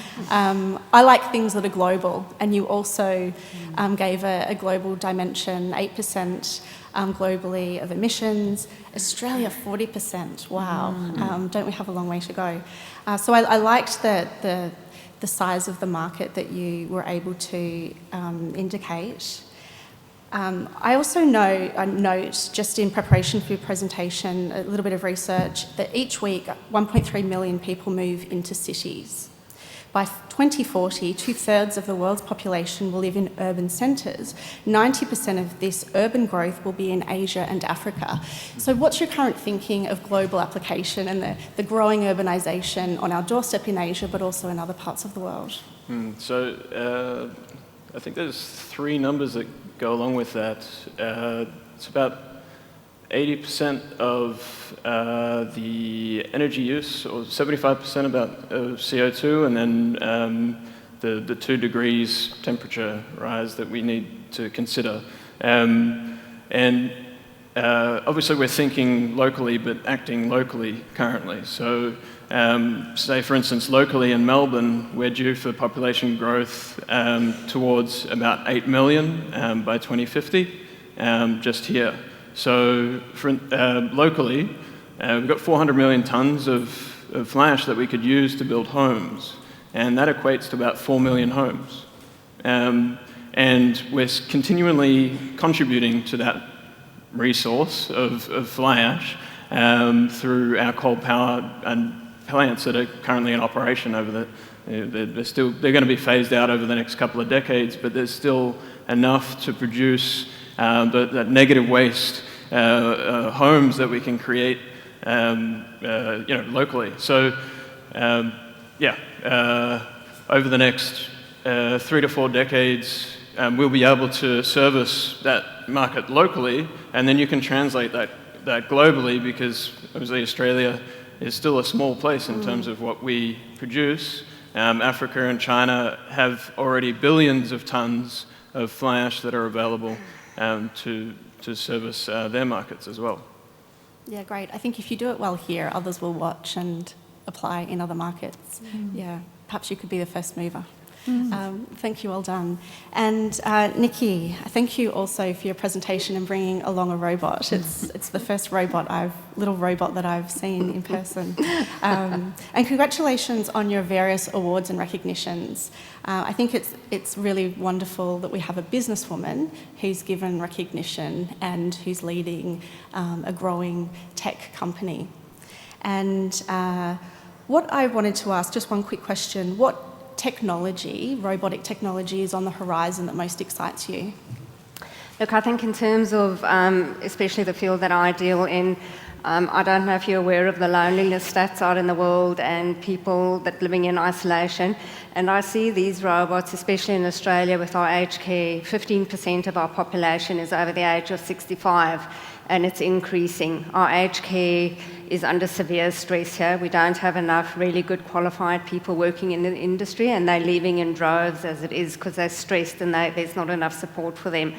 So where I really see these little robots coming into their own is having one in your home. You can dial in. If you don't need assisted care, someone can sit and talk to you for an hour. As I mentioned, loneliness and isolation, they're killers. It's a preamble to depression, not eating, falling, hospital. There's a whole flow chart for it. This particular little robot with people with disabilities, this robot can follow you around, and you can actually program it to go to your sitting room, kitchen, bathroom, wherever you need to. It's got a little tray on it. So as technology evolves, I think this is the most sophisticated unit on the market at the moment, but they're just getting better and better. So really exciting field, well, particularly for me in this. Yep. Wonderful, thank you. Thank you. Thank you very much. And can I remind everyone that voting is open, so please continue to vote, because this category will also close shortly. Vote, vote, vote, vote, vote, vote, vote. Thank you all very, very much for your presentations. I will now move to Joe. Oh no, we'll go to Dr. Panch because you're in the middle. And could you provide your remarks to Neda? Well, Neda, so gold and cancer treatment, I would never put those things together without listening to your, until I listened to your presentation. What an innovative idea. Well done. So I would like to know a bit more about your research. So do you think which type of cancer should be prioritized to using gold as a treatment? Yes. We have successful outcome and results on different cancer types. So we have prostate, lung, and cervical so far. But I think the mission is just ongoing. So we prepare more of these molecules and then test them on a variety of the cancer cells to see which one is best. And I think based on the results, then we can strategize the next step to how to proceed with the next research step to just flourish this. But this area is now open. Like prostate is a big type of cancer in Australia. I think it's the second one, breast. I mean, the numbers are changing. But cancer is a very dynamic disease. I think like sometimes we have a decrease in one type and there is another increase next one. So I think with thyroid and neck disease cancer type, we have seen some increase recently. I mean, we don't know why. So the mission is just to make the complex cells and test them on different cancer types to see where we can go ahead with the research. Thank you. Thank you. It's a good idea. Well done. Thank you. Thank you. And Daniel? So, well, thank you for your presentation. It's a wonderful idea. And the only question I want to ask is, when can we see this type of architecture in Melbourne? Maybe the next landmark? Yeah, it could be. Basically, with our technology, we can create beautiful curved architectural forms, and we're working with some of the most world-renowned architects currently, and with the engineers that can do it. The challenge that we face now is to approach builders and build confidence that our technique is the one to go with. It's really there's three stages to a startup. There's starting the wave, there's building the wave, and there's riding the wave. And we're at the starting the wave process right now, so it's a real educational piece. So the challenge that we have is, trying to get more exposure to architects and engineers and builders, and even someone that wants to build a house, come and speak to us, and we'd be happy to have a look at some designs. Or the next landmark in Melbourne. I'll be looking forward to see the next landmark made using your technology. Thank you. Well done. And Nikki? Hello. So, Robert. Well, it definitely will be everywhere in very near future. So you are definitely in the right field. And so what I'm thinking is, I've seen some like human-shaped type of robot in your slides. Do you think that those kind of robot will be more acceptable by general public? Well, this robot at the moment it looks great, but if it's bigger and more human type, do you think that would be better? It depends the audience that you're going for and what the use case study of the robots are. Obviously, if you're looking for something functional, then this is the way to go. If you're looking for something with a humanoid form like Pepper or the Neo that are interacting with people that maybe have dementia or like in aged care facilities, certainly the humanoid form is more acceptable to people. They've done a study on facial expressions of the robots that are currently on the market, and there's a whole range of things behind it that they decide this is a better or more acceptable robot to people. So, Pang, I'd say it just depends on the use case, what you're needing to do it. If you're doing a meet and greet in an airport, certainly a humanoid could do it, but you run the risk of people breaking their fingers. They're very expensive. Yes, I think this is a great project, and I wish you would be successful in this. Thank you very much. Thank you. Well done. Thank you. Thank you. And so from our final panelist, Joe Cutler, we're really interested to know what you thought about our amazing innovators. If we start with Neda again. Neda, thank you for doing some fantastic research that will help many people who are suffering, and you also touched on carers, so thank you, because less side effects is what would make that very difficult journey a lot kinder for many people that are suffering, and also watching the suffering.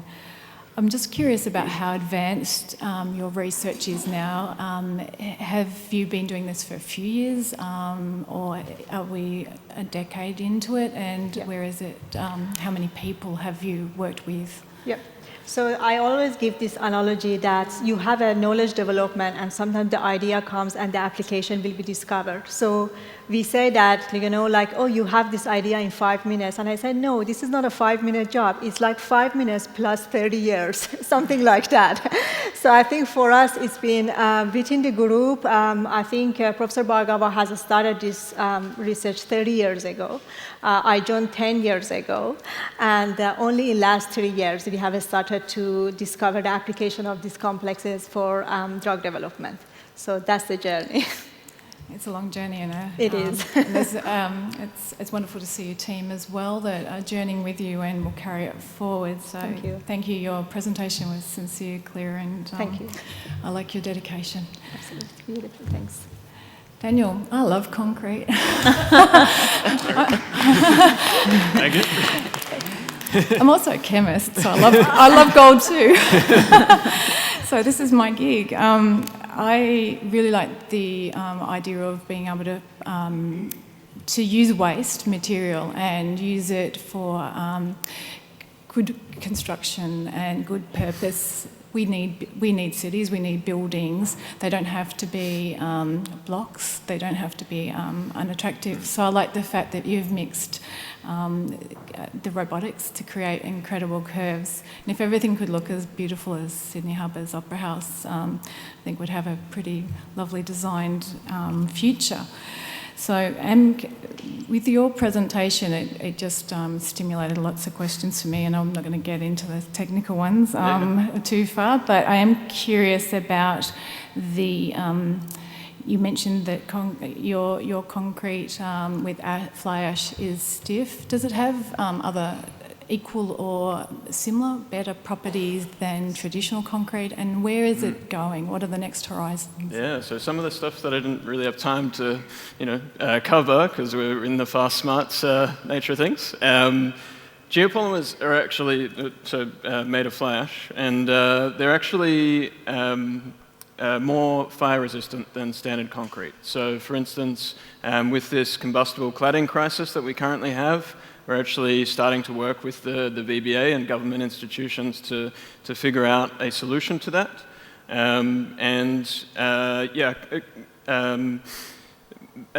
Basically, geopolymers act more like glass. So above about 400 degrees Celsius or so, it'll start to vitrify. So it actually gets stronger rather than concrete that spalls and crumbles away. And it also sets quicker. Great for our productivity rates. Absolutely. So we can heat cure it and at a low temperature, about 60 or 70 degrees or so, and it sets within an hour or so. Thank you, Daniel. That sounds very innovative, and it's going to pay off on many different levels, so thank you.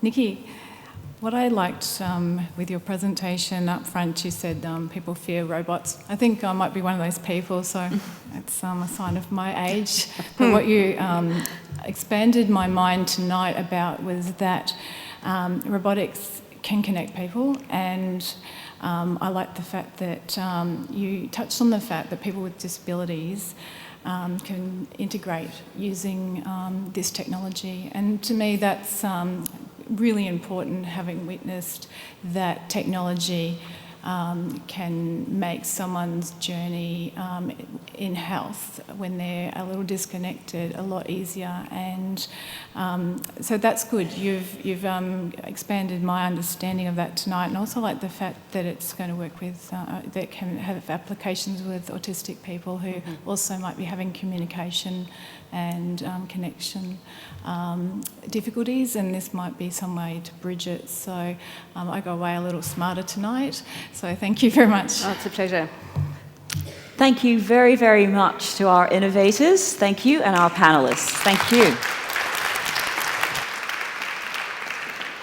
So again, we're coming to the end of the polling for this particular category. Does it have it on screen how we're tracking? Yeah? Okay. I'm not going to look. I want to be pleasantly surprised, but that's fantastic. So I actually want to encourage all of you as audience members as well to look at the bios of our panelists and our innovators. They are extremely impressive. So take your time and go through them in the booklets. Can I, before we get to our final round, I just very, very quickly want to talk about Veski Foundation. And while Veski is 15 years old, Veski Foundation was established in March 2014 to further support and expand Veski's programs, such as Fast Smarts. The Veski Foundation is currently focused on supporting sustainable agriculture fellowships to fund globally competitive innovators across regional, rural, and remote Australia, including addressing climate change and sustainability issues. So I actually want to use this opportunity to introduce Dr. Panj, who actually is an inaugural Veski Sustainable Agricultural Fellow. His project was on delivering improved economic outcomes for wine growers, wine producers, and wine users like you and I. And he's actually developed or is developing an app called the New Wine Region app. And I just wanted to very quickly ask Dr. Panj, when will we see your app in app stores? We actually got a demonstration edition available online, but the thing is, we got all the framework ready, and we got all the data ready, but the thing is, at this stage, we're looking for more funding support to make it like a more scalable app that can be used to benefit the general public. And today we actually got a genius, Yoma Sorianto, who may actually help me develop my app. So this is a really fantastic opportunity to actually encourage you to donate. No amount is too small. If you download the Yoinky app, so we've seen a Yoinky presentation today, if you download that app, you can actually test that app and use it to donate to Veski Foundation, and it helps support projects like the projects that Dr. Panj is working on and a whole range of other projects that support rural, regional, and remote agricultural projects. So thank you very much for doing that in advance. Okay, now we get to the third and final part of this round, which is the living round or living category. And I want to start off by introducing our panelists, and then we'll introduce each of our speakers. So Jessica Lightfoot, can I invite you to the panel table? Thank you very much. Could you put your hands together for Jessica? Can I also invite Anushka Gungadin? Thank you very much for coming. And our third panelist is Dr. Andrew Woolner. Can I also thank you? And could you put your hands together for Dr. Andrew? Thank you very, very much. And we have three panelists, three living innovators. And I will start off by introducing Professor Ben Marsland to give your presentation. Thank you very much.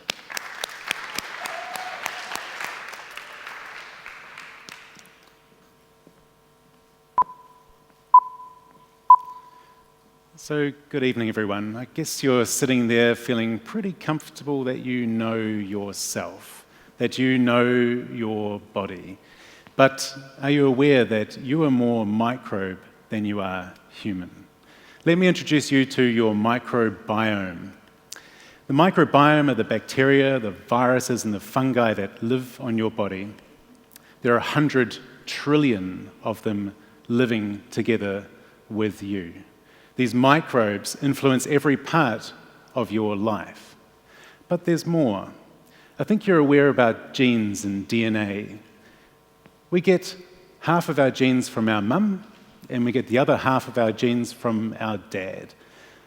But actually, we now need to start factoring in the microbiome, the genes of the microbes which live on our body and influence us in every possible way. So to illustrate that, let's imagine the MCG, 100,024 seats.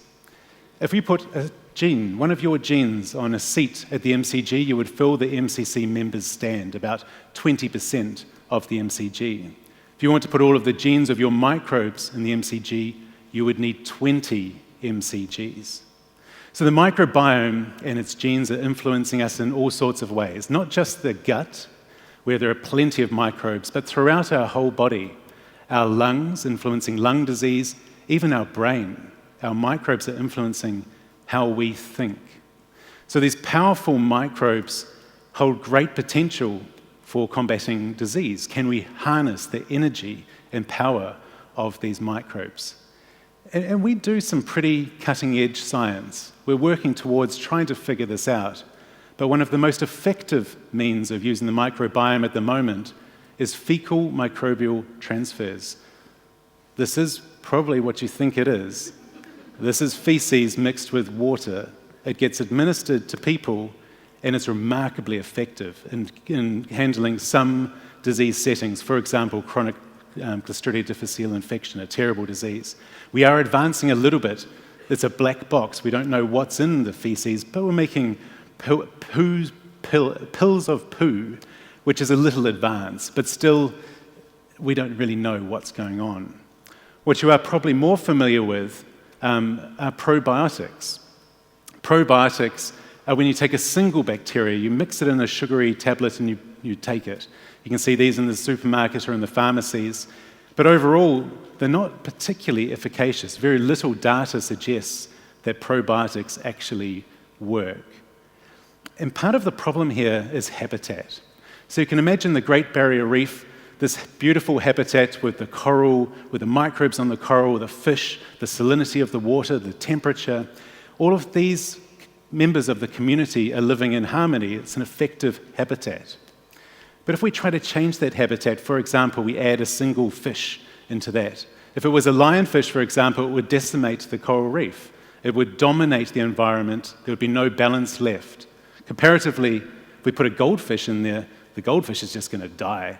It can't compete. It can't live in that environment, the salinity, the temperature of the water. It's the same thing in our gut. This is a complex community of microbes in a habitat which we can't change very easily, and it's different between all of us here. So taking one microbe, trying to put it into that complex community is not very effective. So how can we harness the power of the microbiome to combat disease? So we've been, and others have been thinking about this process. One of the ways that microbes actually have a beneficial effect is by what they produce. These are so-called microbial metabolites. You can think of this as a bacterial medicine. They're producing metabolites which go throughout our body and can influence our immune system or our organs for health. An advantage of microbial metabolites is that we bypass the need for habitat. We don't need them to live in the organ, we just need them to have their action. They go systemically throughout the body. They can influence our lungs, our kidneys, our liver, our skin even. And we think this is one way forward towards harnessing the power of microbes. A number of years ago, we identified one of these metabolites in the context of asthma. If we changed the diet and gave fiber to mice, we could increase certain metabolites in the gut, which went out into the body, and they could protect mice at least from asthma.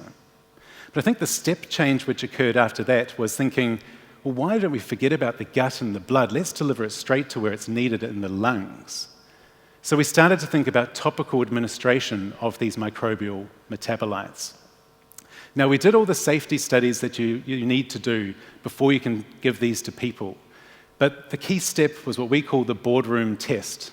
And my long-term business partner and I sat in a boardroom, not quite as flash as this one. We made the metabolites into spray bottles and we sprayed them up our noses to see what happens. In fact, now I feel like a real scientist at least, and actually it wasn't too bad at all. So now we have these metabolites in nasal spray. It's nearly approved for the market. We're hoping it to be available at the end of this year. And we can see an opportunity now to take these microbial metabolites from the gut and give them directly to the site that they're needed. So ladies and gentlemen, I suggest to you, next time you're sitting at the G, you think about you're not only human, you're mainly microbe. and remember the power of the microbiota and how we might harness it to improve health. Thank you. Thank you very, very much. That's amazing. Thank you. Okay, can I now invite our second innovator? Ladies and gentlemen, can I please introduce you to Stephanie Woolard, OAM. Thank you.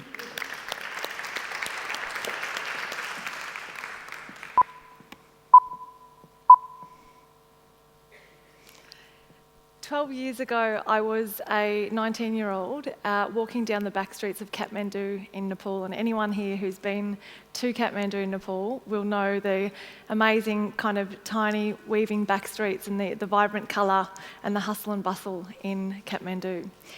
I saw a woman who was walking a few metres ahead of me, and she was severely disabled, physically disabled, and carrying 2 heavy bags either side of her. And I followed her for a minute, being my curious self, and she turned into a tiny little tin shed. And I peeked my head in, and there were 7 disabled women who were living and operating out of that tin shed. And one of them spoke broken English, Sangita, and told me that these women were seen as being evil in their society because they were disabled in this life and seen as being bad luck to associate with them, and that they were evil in their past life.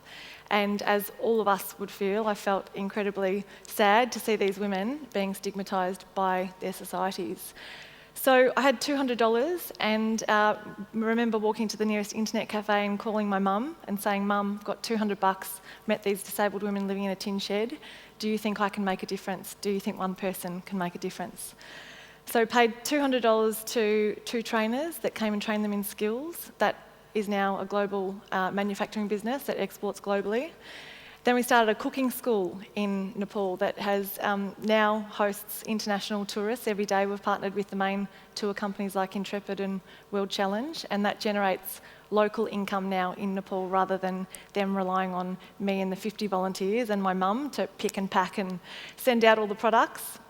And a tour company where I take school students, university students, it's DFAT funded through the government, for students to learn about social entrepreneurship in Nepal, and Rotarians to Nepal to come on these 10-day immersions that fuel our enterprises that we've created. And we're just about to finish the 7 Women Guest House, which will again provide local income for these disabled and marginalised women that work with us. Now there's over 5,500 disabled and marginalised women that have been able to receive basic education, skills training and income generation. And we've done that through our ecosystem of businesses, which are the manufacturing business, the cooking school and the tour company, and now the guest house. We've had over 15,000 people that have heard the 7 Women story and gone on to be inspired and get involved in their own initiatives.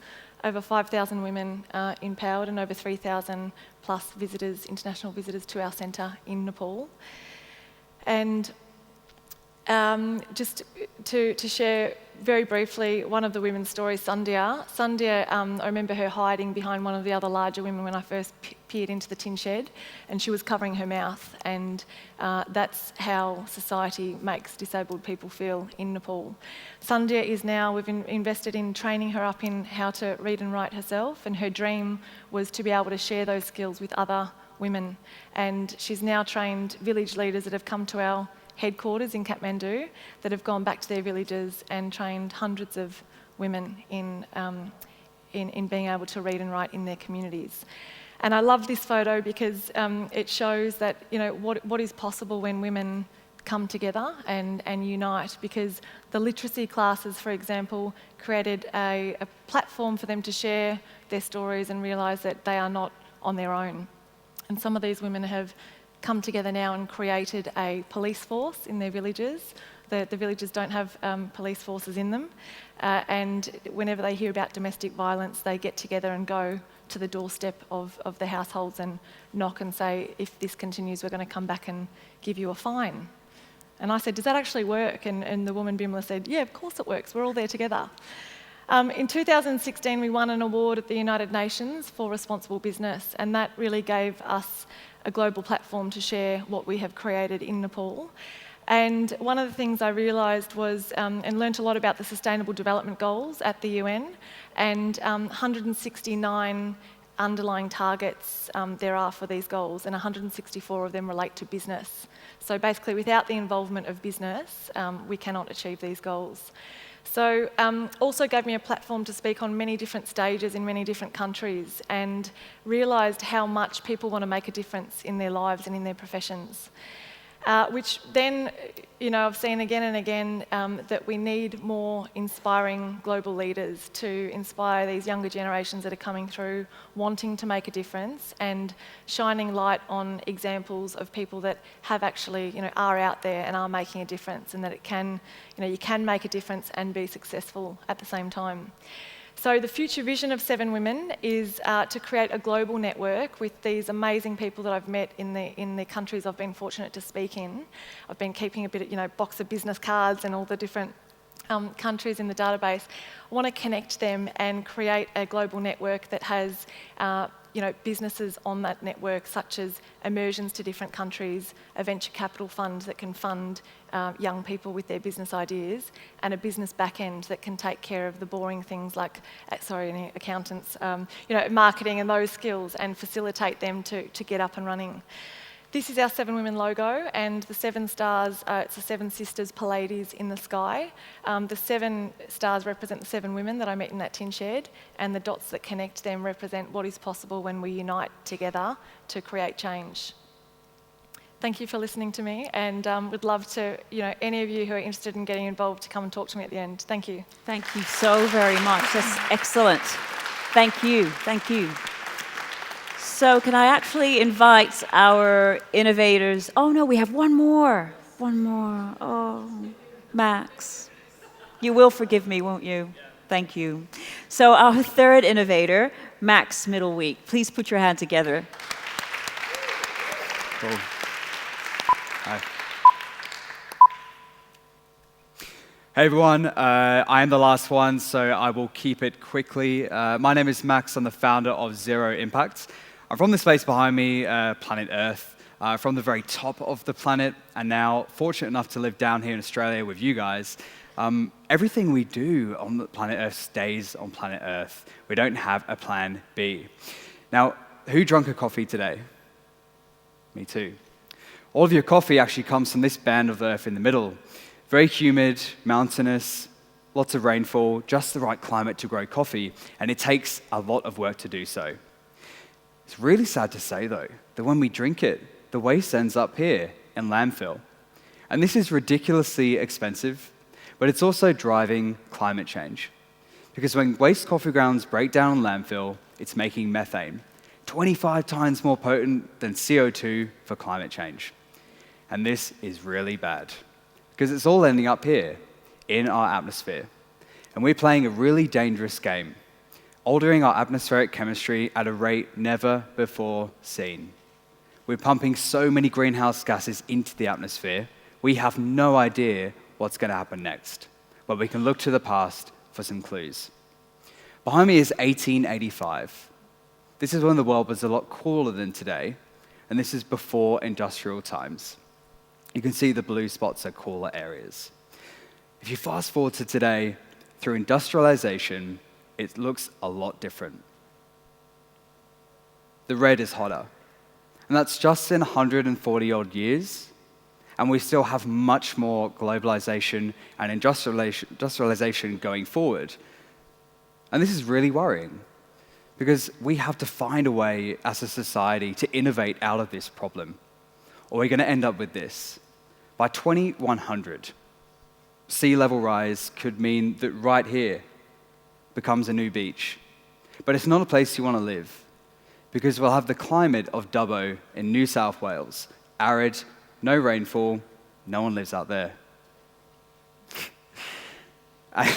And so we've got to decarbonize really, really quickly by 2040. And a way to do that is to break climate change down into small pieces. And that's why I'm so charged at Zero Impact to do that. Waste coffee grounds produce somewhere between 6 and 8 tons of CO2 each a year. And there's 20 million tons globally. So it got me thinking about this problem. Behind is waste coffee grounds and some other waste product from the roasting process. How could I turn this into a product which is really sustainable and can be absorbed with a massive market? Well, there's a $1.4 trillion energy market in the world, so maybe we can make an energy product out of it. So I started where everyone starts. How do I make a biofuel on Google? Now, we have so much information at our fingertips as an entrepreneur, but it all comes down to execution. And execute I've done over the last year. It started with my backpack, which is just on my seat, actually. When I first started out, I filled it full of waste coffee grounds, going from cafe to cafe in Melbourne. Hey, can I have your waste coffee grounds? Usually people would be like, but everyone said yes. It's a waste material that they're keen to get rid of. And it's through that, after getting the waste coffee grounds, I realized I need to dry it. So this is smiling there because this is actually an office, and I got in a lot of trouble for this because I was drying waste coffee grounds on bread trays. It's really messy, and it smells the office out, which wasn't good. When I had the dry material, I hustled and I found a company that actually makes and squishes them into bricks. This is in the Yarra Valley. So just by asking, I said, hey, can I use the machine? And luckily they said yes. So we had our first product in market, in the hands of customers, and it had some great feedback. Although the demand was so much, I needed to dry even more. And luckily this wasn't in our office, but I had a warehouse that I was stacking more and more trays of waste coffee grounds. But I soon realized that this wasn't a very sustainable solution. At 11 o'clock at night, cold and alone, messy, I was like, no, we need a bigger way. This is why I got this machine here. This is a much bigger briquette machine, and this is it arriving on the back of a truck. I'm pretty scared at this point because it's such a commitment in sense of capital in trying to make a bigger, better product, but I firmly believe that bigger, better products that are really sustainable are the way to solve this problem. And some interesting challenges along the way. I had no idea how to drive. Being from the UK, more used to tubes and trains than driving, so I had to learn, and much to the delight of my intern, who sat in the passenger seat with me, we did survive the trip to Yarra Valley and back, but just about. This is the product, the latest version. Brickies are coffee briquettes, which burn hotter and longer than firewood, and much better than coal. They're perfect for heating or cooking, and much more sustainable too. And every box diverts 250 coffees out of landfill, and even when you burn it, it has a major positive impact for climate too. We've got some great supporters, including City of Melbourne, who've been very generous to us with a startup grant, and also helping us with the Grave Street facility in the city. You should definitely check it out. Cutting edge stuff there. I want to thank you for listening to this journey. Melbourne has some of the best coffee in the world. Let's give it the world's best waste management solution for coffee grounds. Thank you. Thank you. Thank you very much. And that's applause again. Thank you very, very much, Max. If you don't mind, I'll ask you to remain on the stage, and I will invite our other two innovators to join you. Thank you. So I'll still encourage everybody to keep voting. The voting lines are still open. And as you're listening to further insightful remarks and questions from our panelists, just keep voting until I tell you that the voting is closed. All right, so we might start off with Anushka.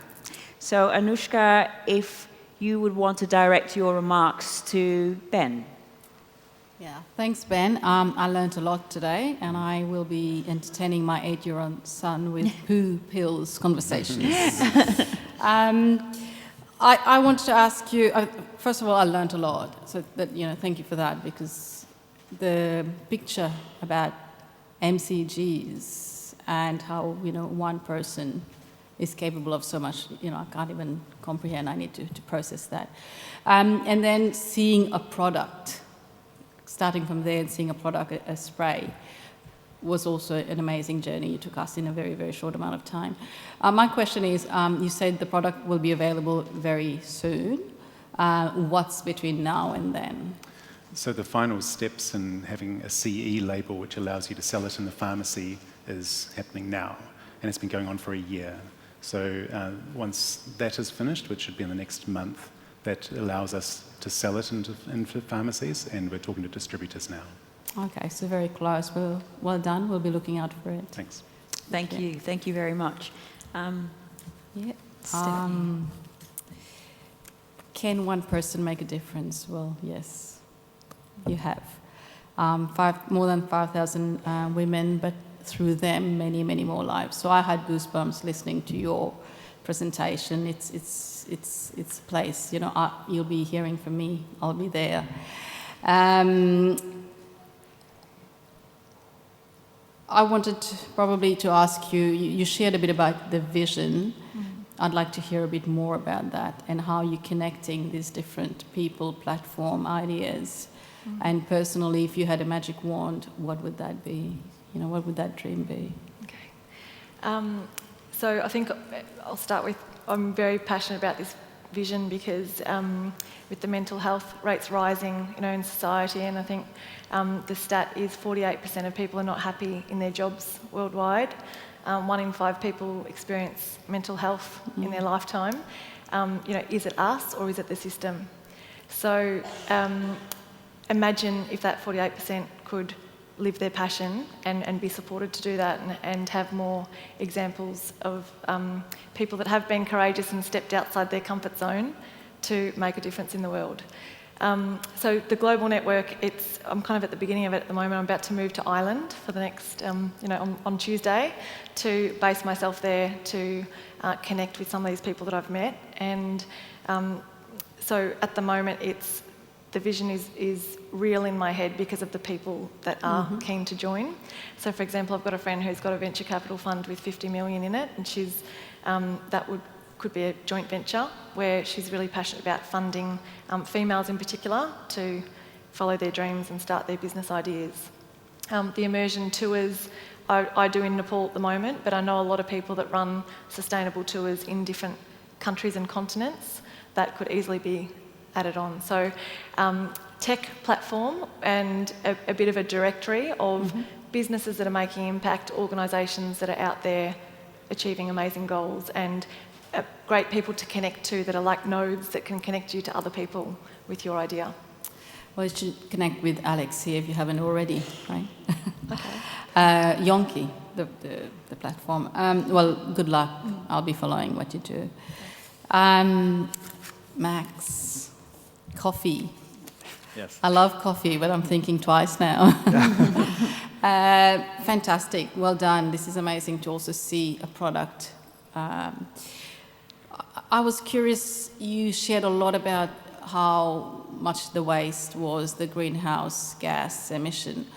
So if we were to be able to use your product, your technology, and you use the waste that way, what would that impact be? What's the counter impact? In terms of the benefit for climate? In terms of, you shared a very, looking at the map in 1885 and 2018 and the colours, how it changed.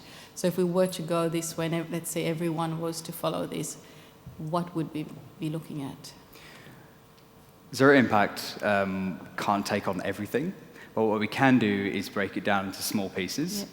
Coffee isn't going to, we can't fill every coal power station with coffee because there's not enough. That's how much coal we actually burn. But what we can do is provide thought leadership and just the gumption to go and get it. I think Australia deserves better. Thank you. I think you'll be inspiring a lot. And I'll certainly think about my coffee. So all the best. Thank you. Thanks. Thank you. Thank you very much, Anushka. So I will be inviting Andrew to please provide some remarks to our innovators. And I know that we're running a little bit late. We did start a little bit late. So it's 20 seconds per panelist, isn't it? Or per innovator, per question. Thank you very much. Okay, I'll try and keep this quite quick. I love the sporting analogy. It always goes well with a Melbourne audience. I even love the poo analogy as a fellow coprophile. It's spent a lot of time collecting animal poo over my time. I can relate to that and the community ecology examples of the flora in the gut. I'm going to take you on a little bit of a tangent. What does veski mean to you? That's been the best thing that's happened to me since I've been in Melbourne for 1 year. It's a network, it's meeting people, and I feel inspired leaving tonight. I've got a lot out of just being part of this community. And I think what Julia's managed in the last 15 years is remarkable. I'm very glad to be part of it. Thanks very much, and a great answer. Stephanie, the real-world examples and the prejudice in the community in Nepal, it also occurs here, unfortunately. But you also made me feel guilty because I've been to Nepal and I didn't do anything. So it tugs at the heartstrings, which is fantastic, and it's why you've got such engagement globally, which was fantastic. Nepal gets in your blood. I'm just wondering, how many times have you been to Nepal? I think it's 36, 37 times now, yeah. And the other one is, have you worked with microfinancing people? Yeah, so I'm aware of Muhammad Yunus, and he's the father of microfinance in Bangladesh. So our women do a similar thing where they pool their money, a certain amount of their wage every month, and then if someone has a health issue or needs a bigger amount of money on top of their wage, they lend that money, and 2 other women sign for them, that if they can't repay, they will. And yeah, it works really well, and a really high success rate of women sticking to what they've said and paying the amount back. Thanks very much. Max, great talk. I'm also a coffee drinker. You've also made me feel a bit guilty about the carbon footprint, but also the global reach across that really fragile part of the world. I particularly like the global scale of your presentation, that you showed us examples of what it actually means at a global level, but then brought it right down to the Melbourne level. So at the Melbourne level, how much does a box of briquettes cost, and when am I going to see them in Bunnings? Hi, great question. Thank you. So you can buy them right now on our website at zeroimpact.co. It's $50 free delivery, and that gets you a box of 24 briquettes like that. It is expensive, but this is a very low volume business at the moment, addressing the kind of innovators and early adopters. Bunnings is on the radar. Actually, we'll be opening a seed round of investment in July, so we're definitely setting our sights that way. I think this is where this deserves to be. It's where it needs to be if we're going to have the impact that we want. Thanks, Max. Thank you. Fantastic. Thank you very much. Can I invite Jessica Lightfoot for some remarks? Thank you. So I think you're all a wonderful example of the power and impact of curiosity, and just continuing to ask what if, and the impacts are obviously something to benefit all of us. Ben, thank you. I think you've got a beautiful style. I think you made a complex scientific issue very understandable for the non-scientists in the room. So the terminology and analogies were all quite powerful. I think the gut has got a lot of press lately, but people are thinking about it in terms of gut health and being healthy in diets and things like that. So, the curiosity to say, well, how do I take that gut knowledge and apply it in a topical environment shows the power of that sort of thinking. Will it be affordable? Very. Natural products are easy to make and access. So I think it's really affordable. In fact, that might be a barrier to getting it to market. How so? As a business, as the value of the business. Right, so people are not seeing that the distribution. All right, that's a challenge we're going to solve. Thank you, Stephanie. I think you had a lovely style too. The very personal story. Goosebumps as well. Just following on from Andrew's comment about the microfinance, I think one of the points about that, people often say if you fund the women, then you're funding the community. It's a better return on investment than funding the men in a village situation.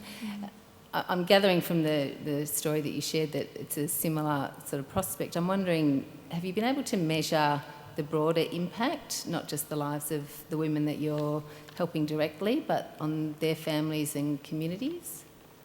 Yeah, definitely in the villages that we work in 8 villages in Nepal, and they're all quite remote places with thousands of people that live in them. And the caste system exists in Nepal, so disabled women are seen as kind of, off the radar of the caste, the lowest caste, below that. But what we've seen is the social empowerment when they get together and being able to share their stories and also earning income shoots them up to almost, the top caste, because people start to listen to them when they earn income. That kind of puts them right up there in their communities, and they have been very innovative in what they've discussed with each other and what they've done for their communities in collecting money, going to local government, demanding money that they've never seen before that's allocated to their village, and many other things like the police force. And that's, I think, when you don't have your basic needs covered and you're stigmatised and alone, hidden in the back room of your house, you can't be innovative. It's only when you've got those basic needs and that sense of community that you can come together and think of really amazing ideas that will transform the whole community.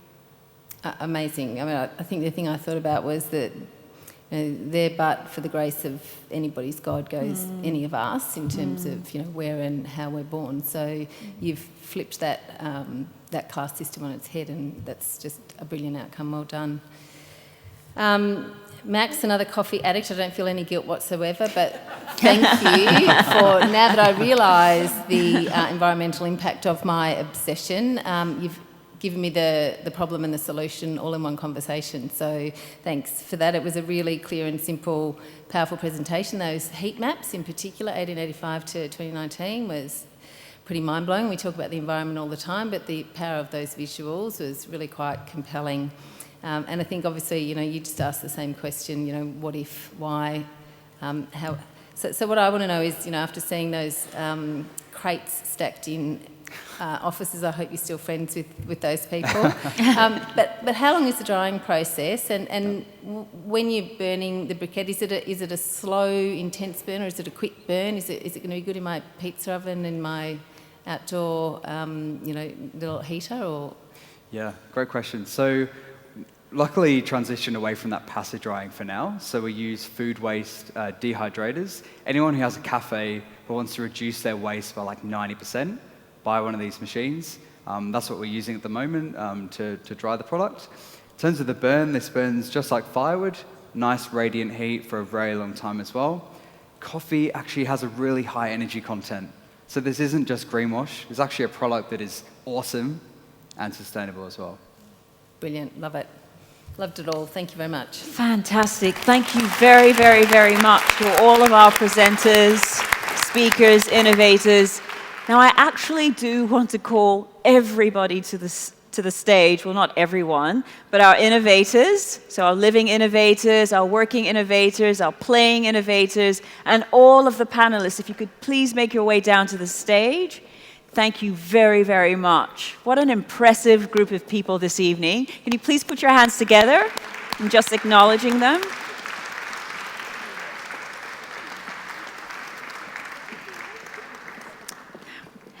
Now, before I invite Jessica Lightfoot, who's going to give a quick presentation of tokens to everyone, I do want to share a little bit of the history of the tokens. So they actually share a history with Veski Fast Smarts, because it was a 2017 Veski innovator who actually created these tokens that Jessica is going to present to everyone. Her name is Professor Xinhua Wu, and she works in the application of 3D printing in aerospace and biomedical industries. And she very generously has created these tokens for this year's Veski Fast Smarts at the Monash Centre for Additive Manufacturing. So I will invite Jessica Lightfoot, well, she's already started, to give the tokens to all of our innovators. Thank you very much.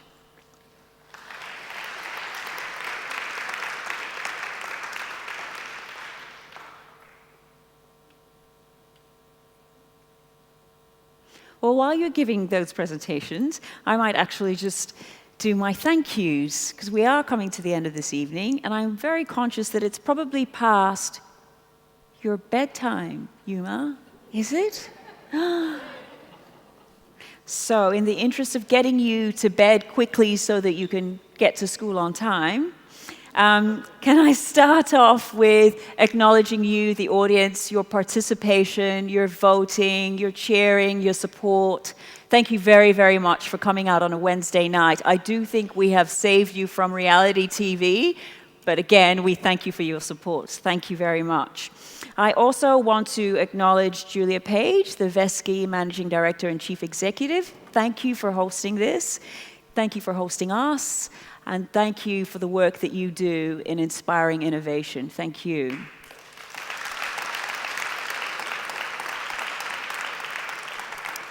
I can also now officially confirm that the polling for the 2019 Veski Fast Smarts has closed. That's it. We're done. And very soon we will be announcing the 2019 Innovator. I want to thank the City of Melbourne, the State Government of Victoria, Federation Square, and our generous refreshment supporters, so Burnley Brewing, Balmar Park Winery, Piranha Snacks, and Remedy Drinks. Thank you all very much. I also do want to acknowledge that Burnley Brewing has also provided a $50 voucher that is going to go to the winner of the 2019 Veski Fast Smarts. Okay? So, Jessica, would you like to say something very quickly? Thank you.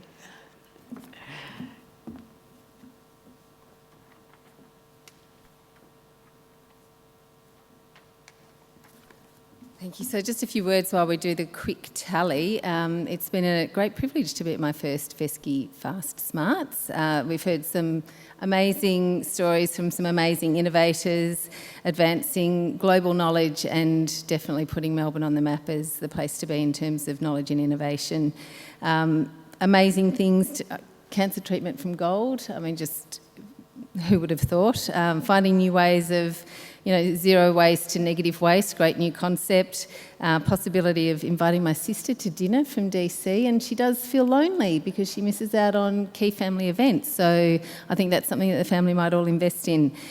And finally, an answer to my 9-year-old who's been looking for a coding place, a coding lesson. So thanks, Humour. She'll be signing up to your website, to your YouTube, sorry. So it's obvious that, as Zani said at the beginning, Melbourne is the place to be for innovation, and where else would you be on a Wednesday night? So I'm delighted that our innovators today have given us such a rich and diverse set of stories, and really powerful stories about the power of curiosity and passion, and something that will, from each of them in so many different ways that will impact our lives for the better. So to date, Veski has had the pleasure of delivering talent and attraction program resulting in 37 Veski Fellows.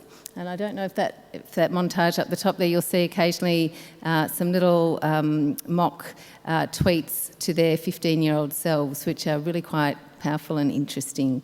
So have a look at those while you're having a drink if you get the chance. We were really delighted tonight to be joined by our Veski Inspiring Women Fellow, Dr. Emma Shibaras, who made me realise that my husband's sleeping problems make him less unique than I thought. And obviously, Ben, in your asthma presentation, the power of prevention rather than cure. So we've also had our Veski Director and Sustainable Agricultural Fellow, and now my fellow director, Dr. Pange here, who joined Julia and I on the panel.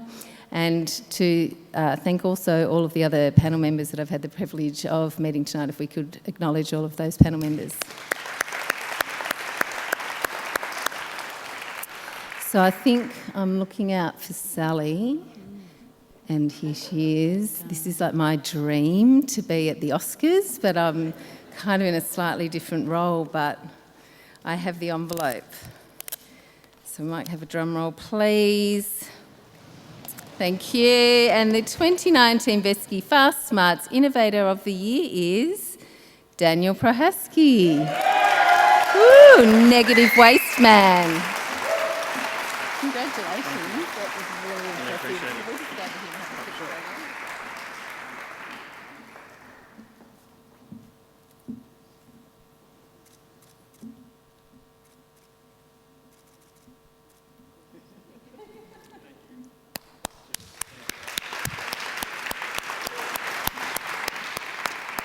Congratulations. Take a picture with you? Oh, well, why not? Okay. Congratulations. That's excellent. Thank you. Thank you. Oh, Oh. I was just gonna get the... Oh, do it properly. Okay. Gonna get everyone in? Yeah, that's better.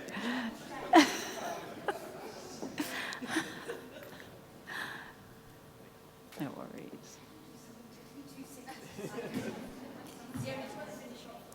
Yeah, okay, good while you're doing that. Okay, great. So we'll keep powering through. Congratulations, Daniel. We're all very, very impressed and we're very supportive. Again, thanking the Veski Fast Smarts panelists, our interactive audience, our connected community members, and our Veski Fast Smart Innovators for 2019. Now, what I do want to also share with you, some final mementos. Before the evening is out, we will be inviting the audience members to sign that whiteboard. So not just now, we will give you a prompt very shortly to sign the banner, put your name on it. It's just something we want to keep because it's the end of Veski Fast Smarts. We're not going to be having these anymore. We also are celebrating Veski's 15th birthday. There's going to be a cake. Happy birthday song as well. Is that now? Where is the happy birthday song? Where's the cake? Where's everything?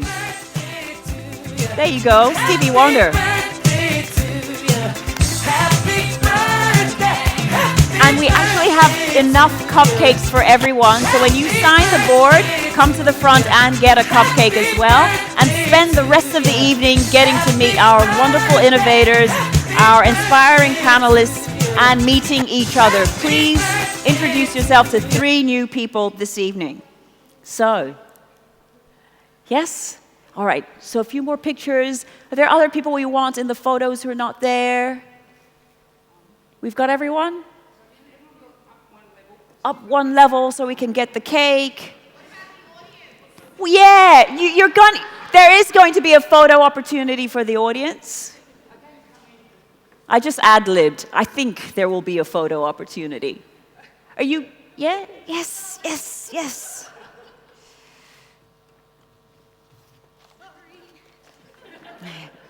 Hold. Can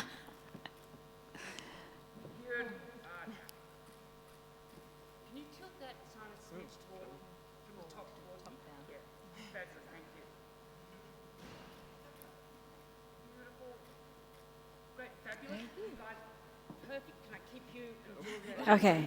Okay. All right, thank you very much, innovators, panelists, thank you, and audience members. Just give us one more minute of photos and getting to meet each other, and come and get a cake.